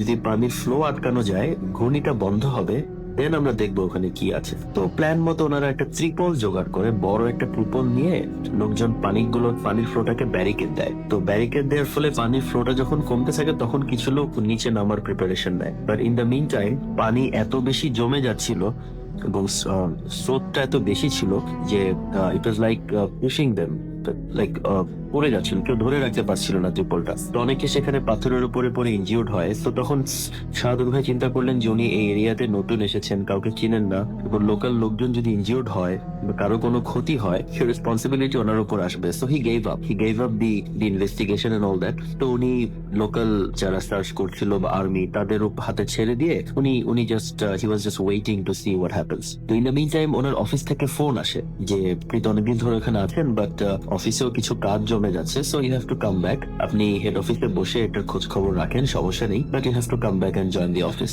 তো শাহাদাত ভাই সেভাবেই প্রিপারেশন নিয়ে 6th ডেতে উনি অফিস থেকে ফোনটা পায়। সো উনি পরের দিন সকালে অফিসে ব্যাক করবে, that means on 7th day. তো উনি সকালে 7th ডে সকালে ওনার ড্রাইভার ওনার রিসোর্টে নক করে যে স্যার একটা তোর খবর আছে। তো শাহাদুল ভাই বলে যে কি হয়েছে? তখন বলতে স্যারকে তো ছোট স্যারকে তো পাওয়া গিয়েছে। কোথায় পাওয়া গিয়েছে? তখন বলে যে ওই ঝর্ণা, ওই ঝর্ণার নিচে যে একটা ঘূর্ণি ছিল, ওই ঘূর্ণি থেকে 20-25 মিটার দূরেই দেখা গেল যে ছেলেটার লাশ উল্টো হয়ে পড়ে আছে এবং গায়ে অনেক কাদা। ছেলেটি শরীর ফুলে গিয়েছিল, লাইক পানিতে ডুবে মারা গেলে মানুষের ডেড বডিটা যেভাবে ফুলে যায় ওভাবে ফুলে গিয়েছিল, আর ছেলেটি ঠিক উল্টো করে বডিটা পড়ে আছে। তো তারপর ছেলের বাবা আসে, পুলিশ আসে, এবং ওখানেই ওকে ছেলেটাকে দাফন করা হয়। হি ওয়াজ এ মুসলিম বাই দ্য ওয়ে। তো ওখানেই ওকে দাফন করা হয়। তো শাহাদাত ভাই ঘটনাটি যখন আমাদেরকে বলছিলেন, তো হি ওয়াজ ভেরি আপসেট যে একটা ইয়াং ব্রাইট ছেলে, তার টিমের ছেলে এভাবে করে প্রাণ হারালো, এবং তার কথার মতোই ছেলেটি কাজ করতে গিয়েছিল ওখানে। তো উনি এখনো যখন ঘটনাটা বলেন খুব স্যাড হয়ে যান, যে হি কান্ট বিলিভ যে এরকম কিছু একটা ঘটতে পারে, এরকম জলজন্ত মানুষ দিনে দুপুরে গায়েব হয়ে যেতে পারে এবং তাকে এভাবে উদ্ধার করা হলো আলটিমেটলি। তো এই ছিল আমার ঘটনা। ধন্যবাদ। Mood FM. The night comes alive with Ramin Fawn.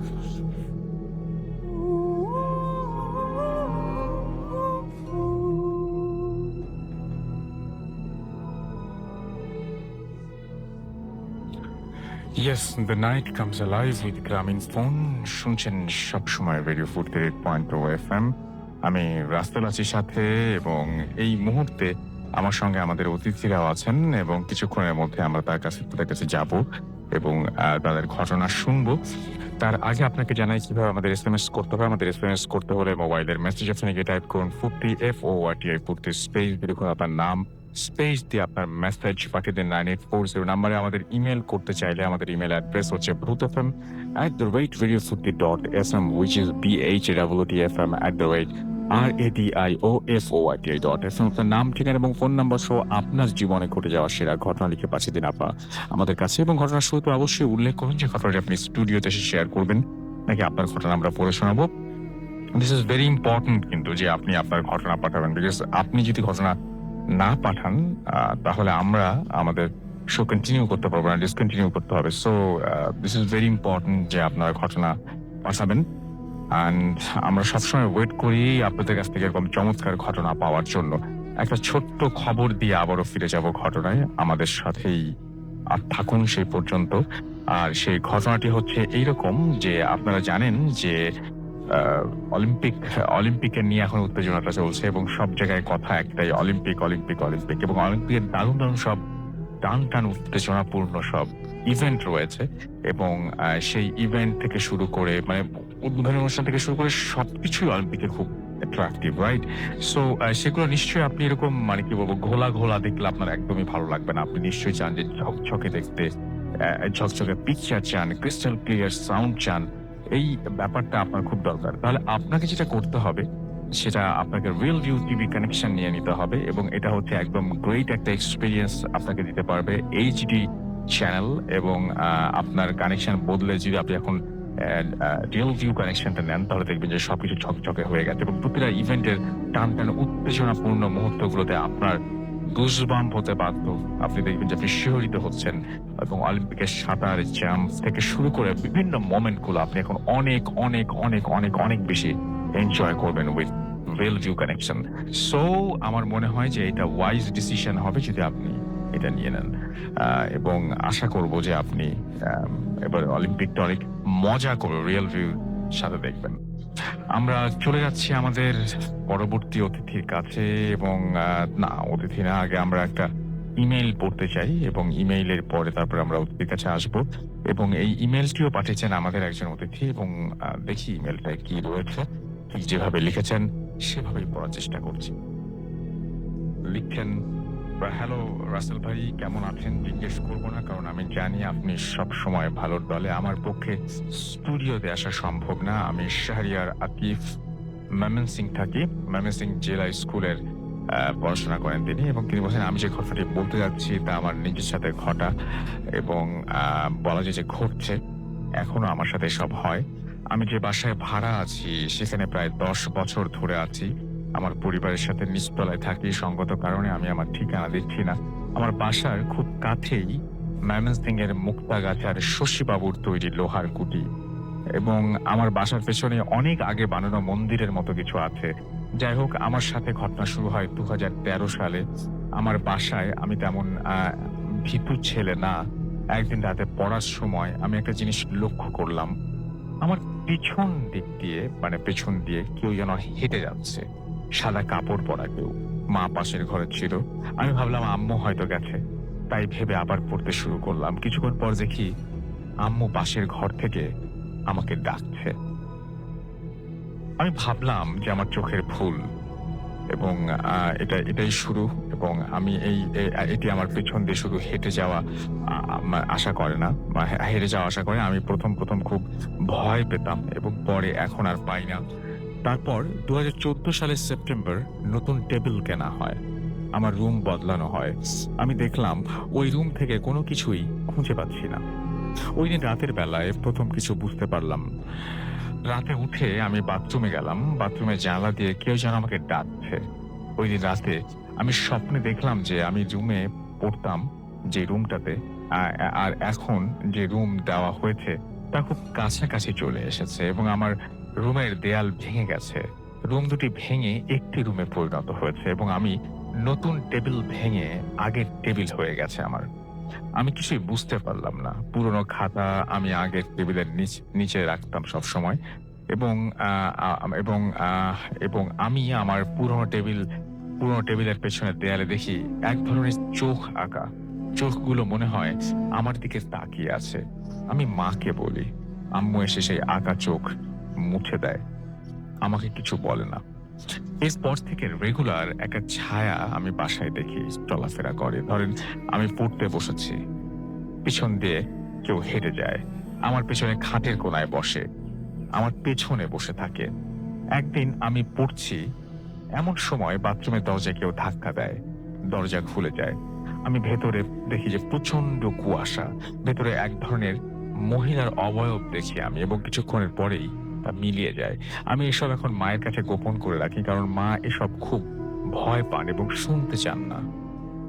আমি কিছুক্ষণে ব্রেক নিয়ে আবার এসে পড়তে বসে, দেখি কেউ আমার খাতায় লাল রক্ত বা তেমন কিছু, কেউ আমার লেখাগুলো খুব অদ্ভুত, কেউ আমার খাতায় লাল রক্ত বা তেমন কিছু, এটা doesn't make any sense, কি মিন করতে চাইছেন। আমি ওই কাগজ ফেলে দিয়ে এসে বসে দেখি যে আমার শরীর একটা দমকা হাওয়া লাগলো, ফ্যান তখনও বন্ধ।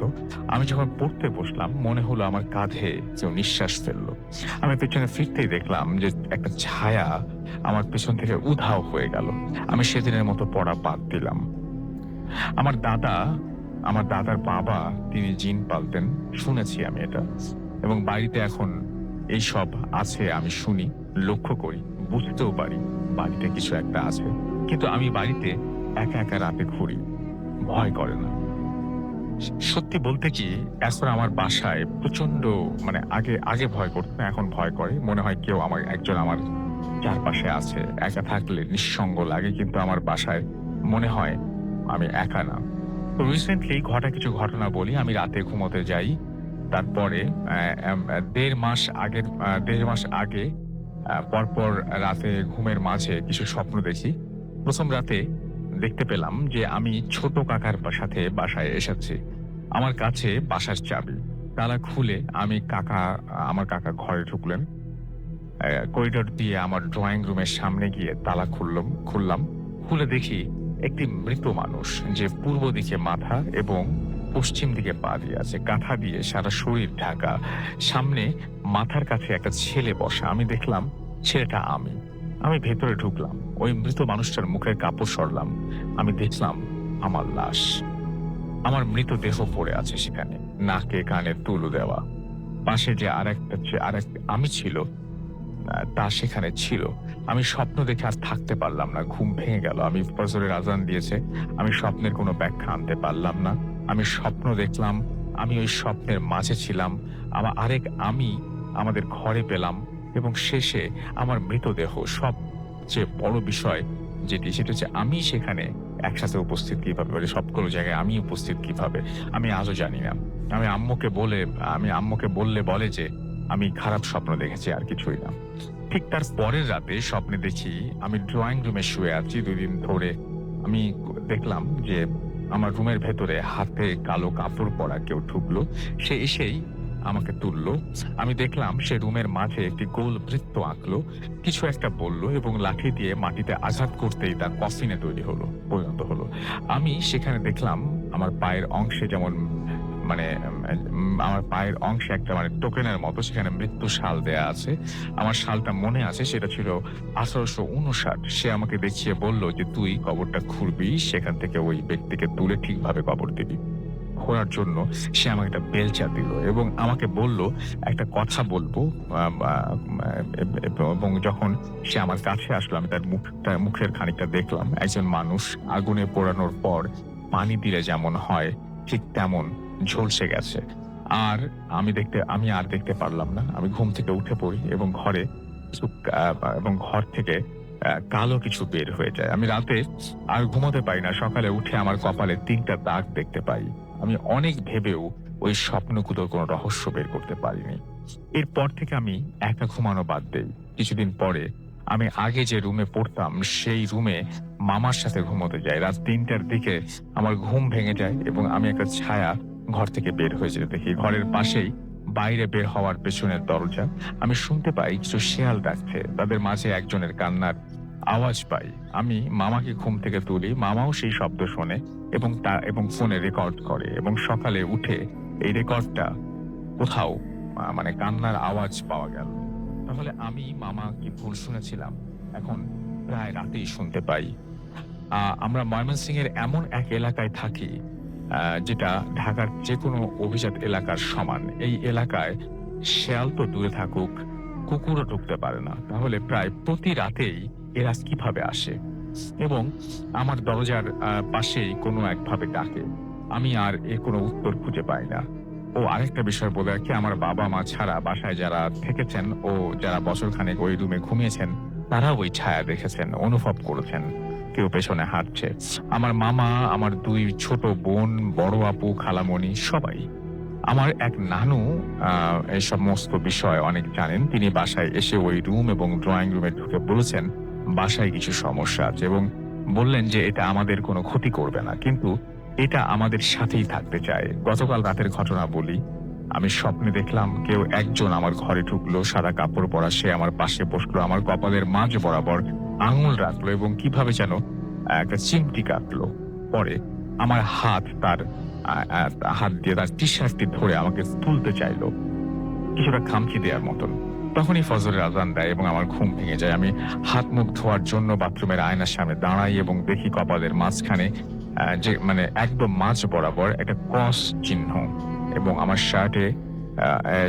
আমার শার্টে আঙুলের দাগ। মাটি হাতে থাকলে যে অবস্থায় কাউকে ধরলে যেরকম দাগ থাকে সেরকম এটিও এখন আমার সাথে আছে। সত্যি বলতে কি, আমি এই যে আপনাকে লিখছি এই সময় আমার পাশে রয়েছে সে। আমি অনুভব করতে পারছি।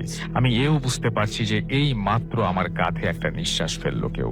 আমি এখন এটাকে প্রায় দেখি এবং এখন আমি পেছনে তাকাতেই আমার ঘরের সবগুলো পর্দা নড়ে উঠলো। আমি বুঝতে পারছি না আমার সাথে কেন এমন হচ্ছে, কি চায় এরা আমার কাছে। আমার কাছে সত্যি এর কোনো উত্তর জানা নেই। যদি আপনাদের কারো কাছে এর সমাধান থাকে প্লিজ আমাকে জানাবেন। আমি এর থেকে মুক্তি চাই। আমি কোনো হুজুরের কাছে যাই না, কারণ আমাকে তাবিজ বা পানি পড়া দিবে এইসব বিষয় আমি বিশ্বাস করি না। আমি আল্লাহকে ছাড়া কাউকে বিশ্বাস করি না। এবং কেন আমার সাথে এসব হচ্ছে আমি ভাবি, কেন এসব স্বপ্ন খুব যন্ত্রণা হয়। আমি এর থেকে মুক্তি পাওয়ার জন্য সুইসাইড করতে গিয়েছিলাম। আমার ওই রুমের ফ্যানের সাথে রশি পেঁচিয়ে। আমার মা যদি আমাকে তখন না আটকাতেন আমি হয়তো আজ আপনাকে এই ঘটনা পাঠাতে পারতাম না। আর এখন পড়াশোনা করতে একদমই ইচ্ছে করে না। পড়তে বসতে আমি ওইটার উপস্থিতি পাই। আমার রেজাল্ট খুব খারাপ হচ্ছে। আমি যেন এর থেকে মুক্তি পাই এবং আমার পরীক্ষার সামনে আমার জন্য প্রে করবেন প্লিজ। এই ছিল আমার ঘটনা। ভালো লাগলে পড়ে শোনাবেন। আমার কাছে আরো ঘটনা আছে, আমার পরিবার নিয়ে সময় পেলে পাঠাবো। তো এই ছিল ঘটনা। তো আমি একটা জিনিস রিকোয়েস্ট করবো আপনাকে, অবশ্যই আপনি এটা মানে যারা বোঝেন, আমি তো বুঝি না অত কিছু, যারা বোঝেন তাদের সাথে অবশ্যই শেয়ার করেন। আর যদি কোনো মানে হুজুর বা এরকম কারোর সাথে আপনি যদি শেয়ার করতে চান সেটা শেয়ার করতে পারেন। চাইলে আপনি চিকিৎসকের পরামর্শ নিতে পারেন, আপনি ডাক্তারের কাছেও কিন্তু যেতে পারেন। কোন সমস্যা আপনার আছে প্রত্যেকটা ব্যাপারে খোঁজ নেওয়া উচিত এবং আল্লাহর উপরে ভরসা রাখবেন। এবং অবশ্যই আল্লাহ তাআলার উপরে যদি আপনি ভরসা রাখেন তিনি আপনাকে রক্ষা করবেন ইনশাআল্লাহ। তো যাই হোক, এখন যেটা করব সেটা হচ্ছে আমরা আরো কিছু ঘটনা শুনবো। তবে তার আগে যেটা করতে হবে সেটা হচ্ছে একটা ছোট্ট বিরতিতে যেতে হবে। বিরতির পরে আবারও ফিরে আসবো। সেই পর্যন্ত আমাদের সঙ্গেই থাকুন। Stay tuned to Radio Furti and don't stop the Furti. Furti. Immersion. এই মাছ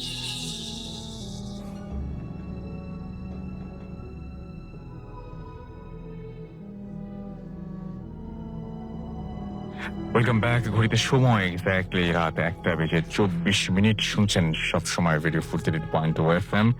আমি রাথি রায় এবং এখন যাচ্ছি আমাদের একজন অতিথির কাছে এবং যার কাছে আমরা ঘটনা শুনবো এবং আপনার নামটা প্লিজ একটু বলবেন, তারপর আপনার ঘটনায় যাবো আমরা। হ্যালো লিসনার্স, আমি নোবেল, এসেছি উত্তরা থেকে। শুনি আপনার ঘটনা। আচ্ছা, আমি এসএসসি পরীক্ষা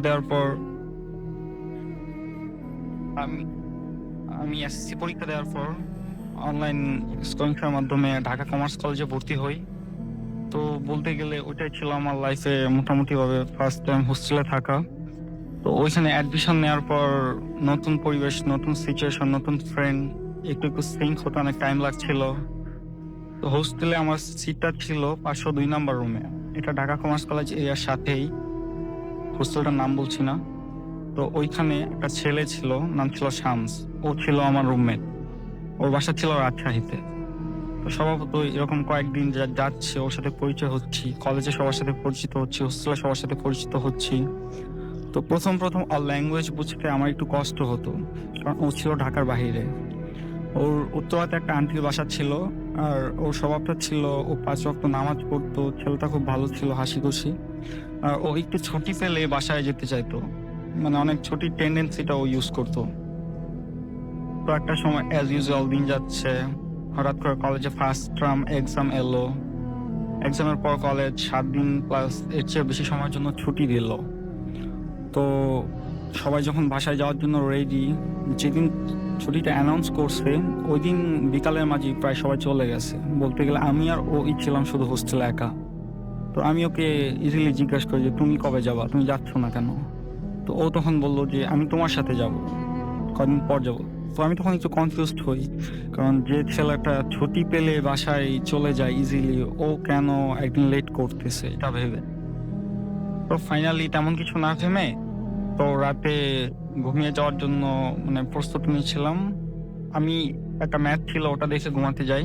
তো সে দেখে ও ঘুমিয়ে গেছে।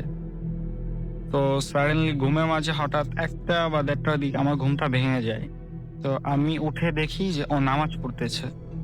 তো আমি একটা আনইউজুয়াল আবার ও নামাজ পড়তো, ওই জন্য আমি তেমন ভয় বা অস্বাভাবিক কিছু ভাবি না। আমি ভাবছি যে ও হয়তো বা তাহাজ্জুদের নামাজ পড়তেছে। তো আসলে ভাই, ও যখন নামাজ পড়ছিল তখন ওই নামাজের জায়গাটুকু এত পরিমাণ আলোকিত ছিল, মনে হচ্ছিল মানে কোনো নূর বা ফেরেশতা এই টাইপের মনে হচ্ছিল। মানে অনেক বেশি আলোকিত ছিল, হাইলাইটেড করার মতো ছিল, মানে ওইটাই চোখে পড়ছিল। তো ও জাস্ট নামাজ ছেড়ে একটা হাসি দিয়ে মানে ঘুমানোর জন্য প্রস্তুত নিল। আমিও কিছু না ভেবে ঘুমিয়ে পড়লাম। তো সকালবেলা যখন ঘুম ভাঙলো, ব্রেকফাস্টের পর ওর সাথে কথা হলো। ও কিছু বলার আগেই বললো যে আমি বাসায় চলে যাব আজকে এখনই। তখন আমি ওকে জিজ্ঞাসা করলাম যে কেন, কি সমস্যা বাসায়? তুমি বললো আমার সাথে যাবা, তো এখন কেন চলে যাচ্ছ? তো ও আর কিছু বললো না, না বলে বেরিয়ে পড়লো। ব্যাগ এন্ড ব্যাগেজ ও যা জিনিস ছিল ও নিয়ে চলে যাবে। তো দেন আমি আর কিছু তেমন ভাবি না। হোস্টেলে বোয়া নাই বা রান্না বান্নার ব্যবস্থা নাই, বাহিরে খেতে হয়, অ্যাজ ইউজুয়াল এটা হচ্ছে বা হয়। তো 2-1 ঘন্টা পর আমি ওকে ফোন দিই জানার জন্য যে ও কতটুকু গিয়েছে বা কত দূর যাচ্ছে বা কিভাবে যাবে, একটা জানার জন্য। তো তখন আমি খুব কনফিউজড হই, কারণ এটাই ছিল ওর সাথে পরিচিত হওয়ার পর ফার্স্ট টাইম যে ও আমার ফোন রিসিভ করতেছে না। আমি 5 থেকে 6 বার ট্রাই করি, ও আমার ফোন রিসিভ করেনি। মনটা একটু খারাপ ছিল যে কোনো সমস্যা হচ্ছিল কিনা এটা জানার জন্য। দেন কিছু না ভেবে এভাবেই টাইম স্পেন্ড করি। তারপর বিকাল থেকে আসরের পর থেকে একটু একটু বৃষ্টি শুরু হতে থাকে। তো এভাবেই কেটে যায়। একটু ঘুমিয়ে পড়েছিলাম। তো সন্ধ্যার সময় উঠে দেখি যে ইলেকট্রিসিটি নেই, মানে বৃষ্টি হচ্ছে বাইরে, ইলেকট্রিসিটি নেই। পরিবেশটা একটু ভুতুড়ে মনে হতে লাগলো। যাই হোক, তেমন কিছু না ভেবে কিভাবে স্বল্পতে কাজগুলো গুছিয়ে নেওয়া যায়, যেহেতু ডিনার করতে হবে বাহিরে বা হোস্টেলে কেউ নেই। তো যখন সিঁড়ি দিয়ে নামছিলাম তখন জায়গাটা খুব পরিচিত হলো অপরিচিত পাচ্ছিল, সম্পূর্ণ নতুন পরিবেশ, ইলেকট্রিসিটি নেই, বাইরে বৃষ্টি হচ্ছে। তো নেমে কাছে খুব চাচার একটা হোটেল আছে, ওখান থেকে ডিনার করি। ডিনার করে তাড়াতাড়ি ফিরি। এই ভুতুরে পরিবেশের মধ্যে সিঁড়ি দিয়ে উঠতেই মানে কেমন একটা ভয় লাগছিল। তো রুমে প্রবেশ করলাম, কেউ চেনা রুম, তারপরও কেমন যেন অপরিচিত মনে হচ্ছিল। রুমে যখন প্রবেশ করি তখন ওর যে শামসের একটা ফটো টানানো ছিল ওর বেডের উপরে। তো ওই ফটোটা চোখে পড়ে। আমি আমার বিছানায় যাই, ডিনারের পর শোয়ার প্রস্তুতি নেই, কিছু কাজ ছিল, ফেসবুক ইউজ করি, ক্ল্যাশ অফ ক্ল্যান্স এটসেট্রার পর যখন ঘুমিয়ে পড়বো, বিদ্যুতের ঘন চমকানোতে ওর এই ফটোটাই আমার চোখে পড়ছিল বারবার, আমি বারবার ভয় পেতে লাগছিলাম। তো কিছু না ভেবে আয়াতুল কুরসিটা ফোনে ছিল, শুনে ঘুমিয়ে পড়তে যায়। এই তো ঘুমানোর সময় হয়ে গেল, ঘুমিয়ে পড়তে যায়, তখন হঠাৎ করেই দেখি যে দরজায় দুটো আওয়াজ হলো, ঠক ঠক এরকম। তখন 10:49 বা 50 এরকম বাজে। তো আমি মনে অনেক ডেটার ছিলাম, যেই আসুক আমি দরজা খুলবো না, কারণ আমি তো জানি হোস্টেলে কেউ নেই। তো এই 3 মিনিট পর সেকেন্ড টাইম দরজায় একই রকম শব্দ আসলো, ঠক ঠক। তখন আমি ভাবলাম যে সেকেন্ড ফ্লোরে তো বাড়িওয়ালা আছে, হয়তো বা ওনারা বুঝতে পেরেছে যে আমি একা হোস্টেলে আছি, এই জন্য আমাকে দেখতে এসেছে। তো আমি ভয় পেলাম না, অ্যাবনর্মাল কিছু তো হচ্ছে না, আমি নর্মালি গিয়ে দরজাটা খুললাম। তো খোলার পর যেটা দেখি, এটা দেখে মানে একটু কনফিউজ হলাম। দেখি যে শামস ভিজা কাপড়ে দাঁড়িয়ে আছে বাহিরে। তো আমি ওকে দেখে কিছু না ভেবে প্রশ্ন করলাম, কি ব্যাপার, তুমি হঠাৎ কিছু না বলে চলে গিয়েছো, আবার এখন বৃষ্টি ভেজা রাতে তুমি চলে আসলা, কি হয়েছে, কোনো সমস্যা কিনা? তো ও কোনো কিছু অ্যান্সার দিল না, জাস্ট একদম রাগান্বিত চোখে আমার দিকে তাকিয়েছিল, প্রচুর লাল ছিল ওর চোখগুলা। তো আমি অল্প ভয় পেয়ে যাই। আর সবচেয়ে যেটা ইন্টারেস্টিং ব্যাপার সেটা হচ্ছে রাসেল ভাই, ও যখন রুমে প্রবেশ করে তখন ছিল ঠিক 11টা 2 মিনিট, এবং ও রুমে প্রবেশ করার সাথে সাথে ওর যে ফটো ফ্রেমটা ছিল ওটা ভেঙে মাটিতে পড়ে যায় এবং চুরমার হয়ে যায়, বলতে গেলে ওর ফটো কিচ্ছুই পাওয়া যায় না। তো তখন আমি একটু চিৎকার করি, চিৎকার করার ফলে ও রেগে আগুন হয়ে আবার আমার দিকে তাকায়।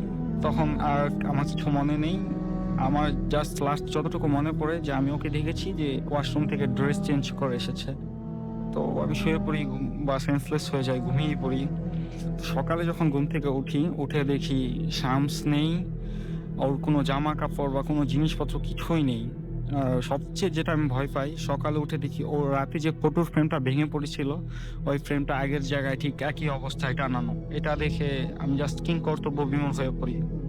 তো ওকে আমি পুরো 5 তলায় খুঁজি, পাই না, কোনো অ্যান্সার বা কিছু বুঝে ওঠার আগেই আমার ফোনে হঠাৎ করে একটা ফোন চলে আসে। আমি জাস্ট ফোনটা রিসিভ করি, ফোন রিসিভ করে আমি সালাম দেই। উনি সালাম মানে ওঠার থেকে সালামের অ্যান্সার না দিয়ে ওধার থেকে আমাকে জিজ্ঞাসা করা হয়, তুমি কি নোবেল? আমি বললাম হ্যাঁ আমি নোবেল। তো আমি জিজ্ঞাসা করলাম আপনি কে? উনি বললো যে আমি শামসের বাবা।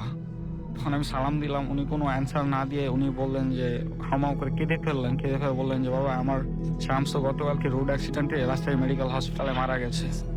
I just got shocked. I even can't believe that something happened with me like that. তখন আমি এই মুহূর্তে আমি কিভাবে ওনাকে বোঝাই যে এসব আমার সাথে হচ্ছিল বা কেন হচ্ছে, পুরাই শক ছিলাম। গার্ডিয়ানকে অনুপ্রেরণা দেওয়ার স্বার্থে আমি এটা ওনাকে বলি নাই। যাই হোক, এটা শোনার সাথে সাথে আমি আমার নিজের বাসায় না গিয়ে আমি সরাসরি যে কোনোভাবে রাজশাহীতে চলে যাই, অ্যান্ড ওখানে গিয়ে আমি ওর ডেড বডিটা দেখি, একদিন মানে পর্যালোচনা করি এবং ওর জানাজায় আমি ছিলাম। এত সবকিছুর মাঝে লাস্ট যখন চলে আসার সময় আমি এখনো এটা ওনার গার্জিয়ান বা কাউকে শেয়ার করিনি। যাই হোক, ওনার কোনো এক কাজিনের মাধ্যমে আমি ওর ডেথ মেডিকেল সার্টিফিকেটটা দেখতে পাই, আর এটাই ছিল সবচেয়ে মজার রাসেল ভাইয়া। ওই সার্টিফিকেটে ওনার যে ডেথ টাইমটা ছিল, মৃত্যুর সময়টা, এটা ঠিক রাত 11টা 2 মিনিট। আর ও ওই দিন রাতে ওই রুমে প্রবেশ করেছিল ঠিক 11টা 2 মিনিটে, এবং ওর ফটোটাও ভেঙে পড়েছিল ঠিক 11টা 2 মিনিটে। এটাই ছিল আমার ঘটনা রাসেল ভাই। ধন্যবাদ আপনাকে আপনার ঘটনার জন্য। আমরা একটা চমৎকার ঘটনা শুনলাম এবং এরপরে আমরা যাব আমাদের পরবর্তী অতিথির কাছে, এবং ইন দ্য মিন টাইম আমরা আপনার যে সমস্ত SMS পাঠিয়েছেন সেই SMS গুলো কিছু বলতে চাই। সিয়াম আমাদের SMS করেছেন এবং তিনি একটা ঘটনা বলতে চান। আমাদেরকে সম্রাট SMS করেছেন এবং ভূত এফএমের একজন বড় ফ্যান। খুলনা থেকে আনোয়ার এবং তার ওয়াইফ আসরিন SMS করেছেন, অসম লাগছে লিখেছেন।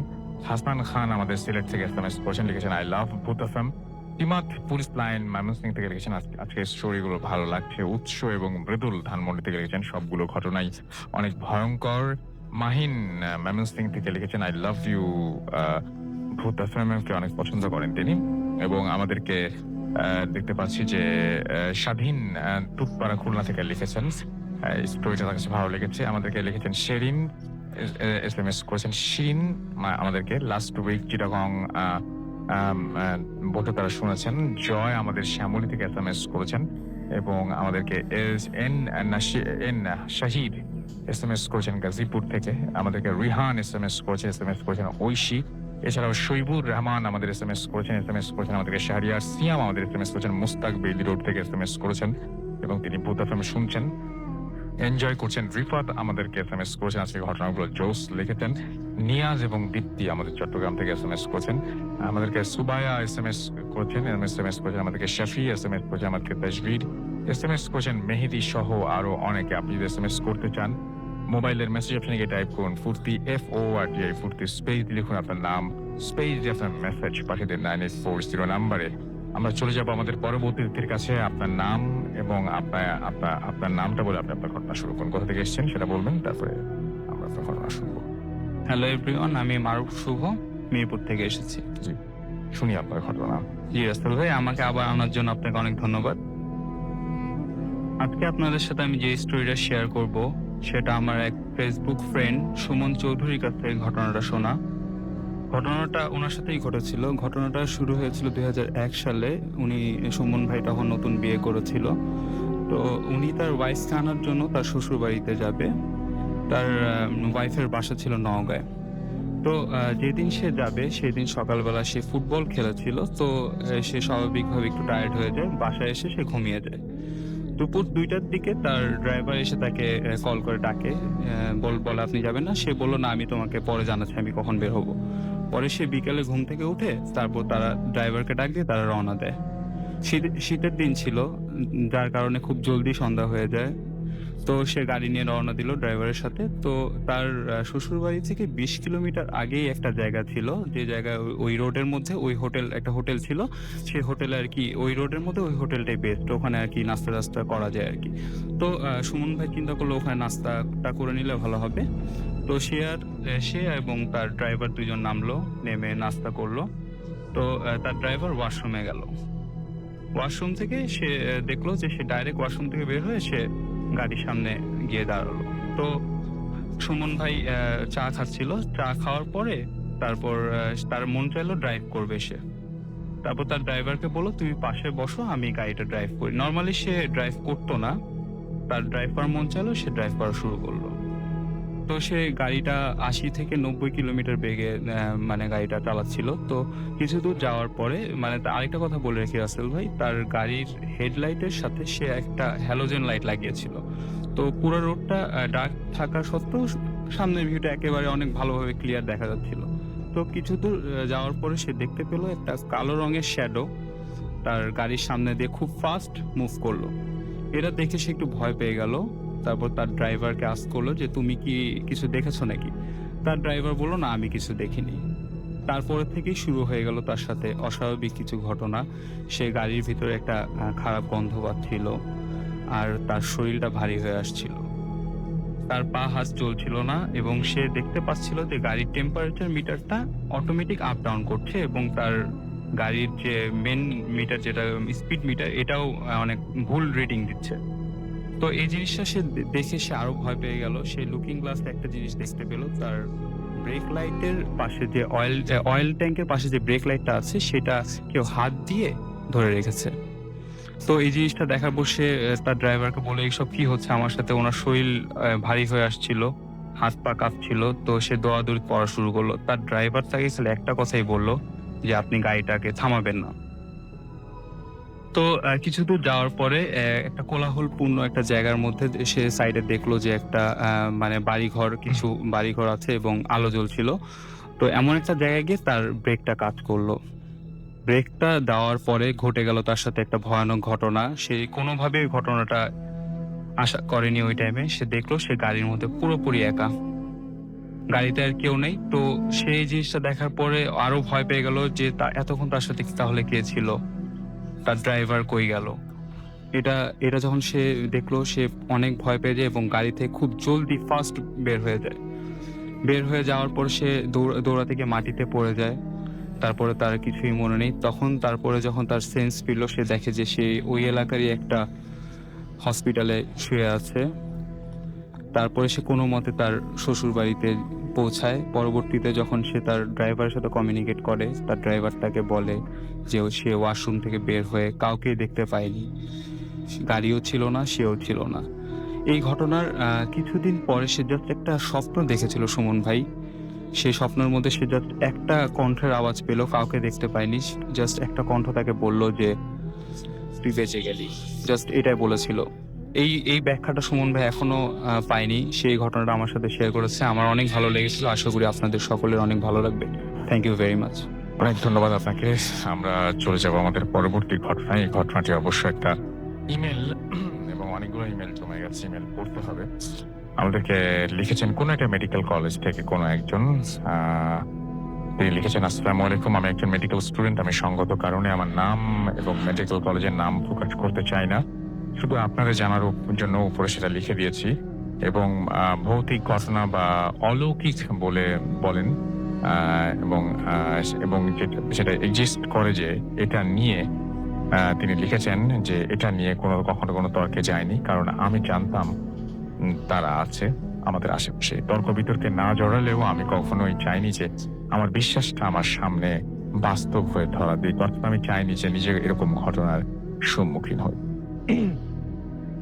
ঘটনাটি 4 মাস আগের। আমি মেডিকেল কলেজ বয়েজ হোস্টেল 4 তলার একটি ঘরে থাকি। সেখান থেকে আমাদের মেডিকেলের মর্গটা পরিষ্কার দেখা যায়। ঘটনার দিন রাতে আমি হঠাৎ আমার ঘুম ভেঙে যায়, খেয়াল করি পুরো শরীর ঠান্ডা হয়ে গেছে, কারণ ফুল স্পিডে ফ্যান চলছে আর আমি খালি গায়ে শুয়েছিলাম। ঠান্ডা লাগছিল বলে আমি উঠে গেলাম। আলনা থেকে অন্ধকারে হাতের টি শার্টটা খুঁজে বের করলাম। আমি যেখানে দাঁড়িয়ে টি শার্টটা পরছিলাম তার ঠিক পেছনে রুমের জানালা, যেখান দিয়ে মর্গের সামনেটা দেখা যায়। আমি টি শার্ট পরে ঘুরতে আমার চোখ গেল জানালার বাইরে, অনেকটা আলো থাকে ওতে। সেই আলোয় আমি মর্গের সামনে একটা ছায়াকে পায়চারি করতে দেখলাম, শুধু একটা ছায়া, আর কিচ্ছু না। আমি কোনো মানুষ আলোর সামনে দাঁড়ালে তার ছায়া যেমন মাটিতে লেপ্টে থাকে, তেমনি ছিল এই ছায়াটি। একবার দ্রুত ডানে যাচ্ছে, একবার বামে। আমার ঠিক তখন মনে হলো নির্ঘাত ভুল দেখছি। আজ সকালে একটা অপারেশন হতে দেখেছি, বেশ কাঁচা ছেঁড়া রক্ত দেখেছি, সেজন্য হয়তো চোখে ভুল দেখছি। নিজেকে প্রবোধ দিয়ে শুয়ে পড়লাম, ঘুমিয়েও গেলাম। পরদিন বন্ধুর সাথে এই নিয়ে হাসাহাসি করলাম। 2 দিনের মাথায় ঘটনাটি কি ঘটেছিল ভুলেও গেলাম। তারপর একদিন ঘুমোতে অনেক রাত হয়ে গেল, কারণ আমার পরের দিন পরীক্ষা ছিল। রাত বাজে প্রায় 3টা, এবং হোস্টেলে সাধারণত লম্বা করিডোর থাকে, আপনারা জানেন। প্রায় সবখানেই করিডোরের শেষ মাথায় ওয়াশরুম থাকে। আমাদের হোস্টেলের করিডোরের শেষ মাথায় গ্রিল দেয়া আছে। আমি ওয়াশরুমে যাব বলে ঘর থেকে বের হলাম, এগিয়ে যাচ্ছি। করিডোর থেকে 2টো লাইট, কিন্তু লম্বা করিডোরে অল্প আলোকিত হচ্ছে। আমি ওয়াশরুম থেকে প্রায় 20 ধাপ দূরে এমন এক সময় একদম বাতাসের মধ্য থেকে ছায়ার মতন কেউ একজন আমার সামনে এসে পড়লো আর ছুটে গিয়ে গ্রিল ভেদ করে লাফিয়ে পড়লো। ঘটনাটা এত দ্রুত ঘটলো, আমি ঠিক সামলে নিতে মনে পড়লো কদিন আগের কথা। মর্গের সামনে আমি যেটা দেখেছিলাম, খুব ভয় পেয়ে গেলাম, দরদর করে ঘামছি, কিন্তু মনের মধ্যে কেন যেন বারবার কেউ আমাকে বলছে, যা, গ্রিলের সামনে যা। আমি এগোতে লাগলাম। তখনও জানি না কি অপেক্ষা করছিল আমার জন্য। 1 পা 2 পা করে কতটুকু এগিয়েছি জানি না। এমন সময় পেছন থেকে আওয়াজ এলো, কিরে, এত রাতে ছাদে কি করছিস? আর এভাবে এত ধারে দাঁড়িয়ে আছিস কেন? আমি সম্বিত ফিরে পেতেই দেখলাম আমি হোস্টেলের ছাদে, ছাদটা জ্যোৎস্নায় ভেসে যাচ্ছে। আর 1 হাত দূরেই ছাদের রেলিং। আমি সেই রেলিং এ 1 পা উঠিয়ে দাঁড়িয়ে আছি। আমি বিদ্যুৎ বেগে সরে এলাম। ছাদে যে এসে আমাকে ডেকেছে সে আমার বন্ধু। স্মোকিং এর অভ্যেস আছে ওর, তাই ছাদে এসেছে। কিন্তু আমি কখন ছাদে আসলাম? আমি তো ছিলাম করিডোরে। ওয়াশরুমে যাবার পথ সেই অদ্ভুত ছায়াটা গ্রিল ভেদ করে লাফ দিল আমার চোখের সামনে।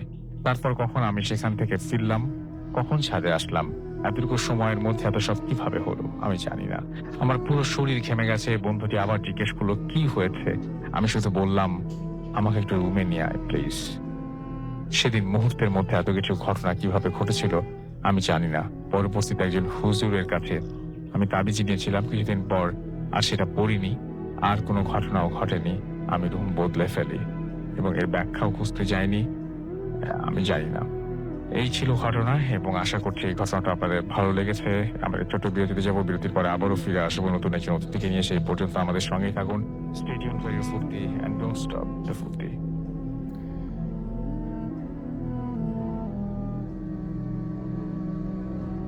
Yet the night comes alive with গ্রামীণ ফোন। শুনছেন সবসময় রেডিও ফুর্তির .2 FM আমি রাস্তালাচির সাথে আমাদের হাতের সময় একেবারেই খুব কম।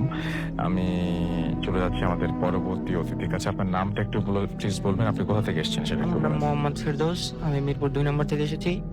আচ্ছা, আপনি যে ঘটনাটা বললেন সেই ঘটনাটা আমি ছোট্ট করে বলে দিই, যেহেতু সময় খুব কম। আপনি বলছিলেন যে আপনার সঙ্গে কোনো একজন কারো একজনের সাথে তার রিলেশন ছিল এবং তারপরে রিলেশনে আপনাদের ব্রেকআপ হয় এবং ব্রেকআপের পরে তারপরে সেই মেয়েটি যেদিন বিয়ে হয়, নাম তো বলবো না আমরা কোনোভাবেই, এবং কোথা থেকে সেটাও বলতে চাচ্ছি না, সেদিন সে সুইসাইড করে, সুইসাইড করে মারা যায়।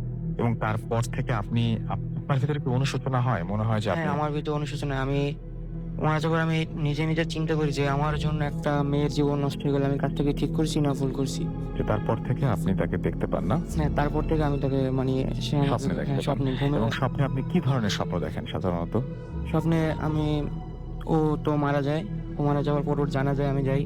ওর জানাজা শেষ করে আমি বাসায় এসে আপসেট হই এবং টেনশন করি যে আমার জন্য একটা মেয়ের জীবন নষ্ট হয়ে গেল, আমি কাজটা ঠিক করছি না ভুল করছি। দেন কিছুদিন পরে আমি ঢাকা চলে আসি। হুম। আসার পর আমার ফ্রেন্ড নোবেল যে কিছুক্ষণ আগে একটা ঘটনা বললো, ও ছিল 502 নম্বর রুম, আমি ওর সাথে ঘটনাটা শেয়ার করি। আর আমার রুম নাম্বার ছিল 600। আমি শুধু জানতে চাচ্ছি আপনি কি দেখতে পান?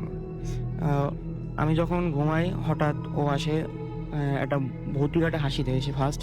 তারপর আমাকে বলে, ফেরদৌস তুমি আমাকে একা রেখে তুমি ঘুমাচ্ছ এত শান্তিতে, এটা তো হতে পারে না, আমি তোমাকে এত শান্তিতে থাকতে দেবো না। দেন আমি ঘুম থেকে জেগে উঠি। তারপর আমি ফার্স্ট দিন খুব ভয় পাওয়ার পর আমি চিৎকার করার পর আমার রুমমেট ঘুম থেকে উঠে বলে কি হয়েছে তোর? আমি বলি এরকম সমস্যা। বলতেছে তোর মানে রুমে তো কিছুই নেই, এগুলো তোর মানে ভৌতিক সমস্যা। শুধুমাত্র স্বপ্নেই দেখেন নাকি হ্যাঁ। সামনাসামনি দেখতে পান? স্বপ্নও দেখি। শুধু স্বপ্নেই দেখেন? আর বিশেষ করে কতদিন পর পর স্বপ্ন দেখেন? 1 সপ্তাহ 1 মাস কোনো নির্দিষ্ট টাইম নেই। আর বিশেষ করে যে যেদিন ওর বার্থডে থাকে ওদিন আমার প্রতি মানে বেশি ও ক্ষিপ্ত থাকে। আচ্ছা, স্বপ্ন দেখেন এবং স্বপ্নের পরে কি কোনো কিছু ঘটে আপনার সাথে, বা ভয় পান? শুধু স্বপ্ন দেখে তো ভয় পান ডেফিনেটলি, কিন্তু তারপরে কি কিছু ঘটে? তারপরে তো আমি অনেক ভীত থাকি, মানে আমার ভিতরে আপসেট কাজ করে, ভয় কাজ করে। দেন আমি বিকেল টাইমে যদি ঘুমাইতে যাই, ওরকম স্বপ্নে আমার সাথে ঘটে। তো ওর বার্থডে হলো 23শে মার্চ 2015 সালে 23শে মার্চ। ও আসে আমি তখন রাত 3টা বাজে। 3টা বাজার পর ও আসে, ফেরদৌস আজকে তো আমার জন্মদিন, তুমি আজকে আমাকে কি গিফট দিবে? আমি বলছি তুমি তো বেঁচে নেই, আমি তোমাকে কি গিফট দেবো? বলছে কি বলছে বেশি নেই, আমি তো বেঁচে আছি। ও যখন আমাকে এইগুলো বলে, তো আমি তাকিয়ে দেখি যে রাত তো 3টা বাজে। তারপর আপনি কি সবসময় 3টার দিকে স্বপ্ন দেখেন? হ্যাঁ 3টার দিকে। আপনি কার সাথে শেয়ার করছেন যে এই ওই যে ঘটনাটা আমার কিভাবে? বন্ধু নোবেলের সাথে। না, আপনি কোনো হুজুর বা না, আমি ডাক্তার কারোর সাথে আমার মনে হয় যে আপনার কারোর সাথে শেয়ার করা উচিত, এবং আপনার অবশ্যই যারা বোঝেন, সেটা ডাক্তার হোক আর আপনি সেই চিকিৎসার ব্যাপারেও আপনার খোঁজ নেওয়া উচিত, সেই সাথে যারা বোঝেন তাদের সাথে আপনার শেয়ার করা উচিত। অনেক ধন্যবাদ আপনাকে আপনার স্টুডিওতে আসার জন্য। এবং আপনি মানে এখন তো অনুশোচনা করছেন, বাট আসলে আমি চাই না যে আসলে কেউই কাউকে কষ্ট দিয়ে কারো মানে এরকম মন ভাঙুক বা এরকম কোনো একটা সিদ্ধান্ত।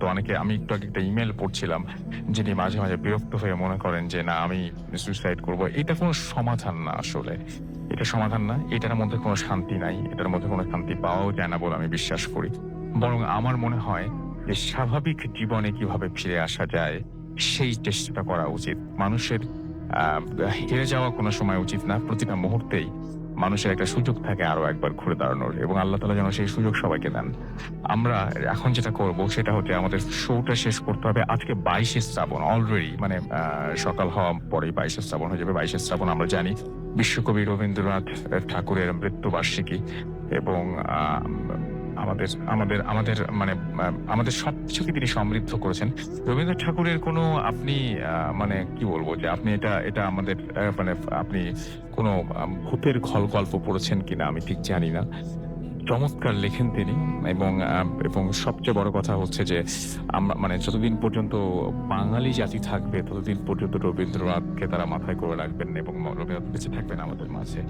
তার প্রতি রেডিও ফুর্তির পক্ষ থেকে, ভূত এফএমের পক্ষ থেকে অনেক অনেক অনেক অনেক অনেক অনেক শ্রদ্ধা। এবং সেই সাথে আপনাদেরকে আরো একবার বলি, এখনো দেখতে পাচ্ছি SMS করছেন অনেকে। ফিরোজ আমাদেরকে SMS করছেন, খুলনা থেকে ইমতিয়াজ SMS করছেন, হৃদয় SMS করছেন, ইমরান খালিদ SMS করছেন আমাকে শেরপুর থেকে, নকলা SMS করছেন আমাকে, জাহিদ হাসান, সোহান আমাদের SMS করছেন, অরিত্র আমাদের SMS করেছেন ঢাকা থেকে, আমাদেরকে SMS করেছেন তামজিদ, এছাড়াও আমাদেরকে SMS করেছেন দেখতে পাচ্ছি মহিন ময়মনসিং থেকে, হাসান আমাদের SMS করেছেন, শাহান খিলগাঁও থেকে, শিহাব আমাদের SMS করেছেন আমাদেরকে দেখতে পাচ্ছি, মামুনুর রশিদ জালালপুর থেকে, জয় আমাদের শ্যামলী থেকে SMS করেছেন, সাদিয়া আমাদের SMS করেছেন দৌলতপুর থেকে। তো যারা এতক্ষণ আমাদের সঙ্গে ছিলেন এবং যারা আমাদের সঙ্গে আছেন তাদেরকে অনেক অনেক অনেক অনেক ধন্যবাদ। আজকে আমি আসলে লাইভ SMS যেটা প্রত্যেক সপ্তাহে নেই, আজকে নিতে পারিনি, কারণ আজকে গল্পের প্রেশার ছিল অনেক বেশি, টাইমই পেলাম না। আগামী সপ্তাহে ইনশাল্লাহ হবে এবং এই সপ্তাহ জুড়ে এই 7 দিন আমরা আশা করবো যে আপনারা অনেক অনেক অনেক অনেক ঘটনা পাঠাবেন। ঘটনা আরো বেশি বেশি করে চাই, আরো বেশি অতিথি নিয়ে আসতে চাই এবং আরো বেশি ঘটনা, ভালো ঘটনা আমাদের দরকার। সেই জন্য আমাদের ইমেল অ্যাড্রেসটা মনে রাখুন, bhutfm@radiofurti.fm, www.radiofurti.fm। এখানে গিয়ে আপনি যে কোনো সময় আপনি ভূতসময় অ্যাড্রেস, আমাদের ফেসবুক পেজ, যে কোনো জায়গা থেকে আপনি কিন্তু কালেক্ট করে নিতে পারেন এবং যারা এখানে এসছেন তাদের কাছ থেকেও দিতে পারেন। আর সেই সাথে আমাদের ফেসবুক পেজ আপনি ভিজিট করতে পারেন সারা সপ্তাহে, আমাকে সেখানে মেসেজ পাঠাতে পারেন, জানাতে পারেন সবকিছু। এবং সেই জন্য আপনাকে যেটা করতে হবে, আমাদের দুটো অ্যাড্রেস মনে রাখতে হবে, www.facebook.com/radiofurti and www.facebook.com/bhutfm.russell। আজকের মতো এখানেই শেষ করছি, কথা হবে আবারও আগামী শুক্রবারে। সবাই ভালো থাকবেন, সুস্থ থাকবেন, সুন্দর থাকবেন, মোস্ট ইম্পর্টেন্টলি স্ফূর্তি থাকবেন। আজকে সেই আশা রেখেই শেষ করছি। স্টে টিউনড টু রেডিও ফুর্তি and don't stop the ফুর্তি।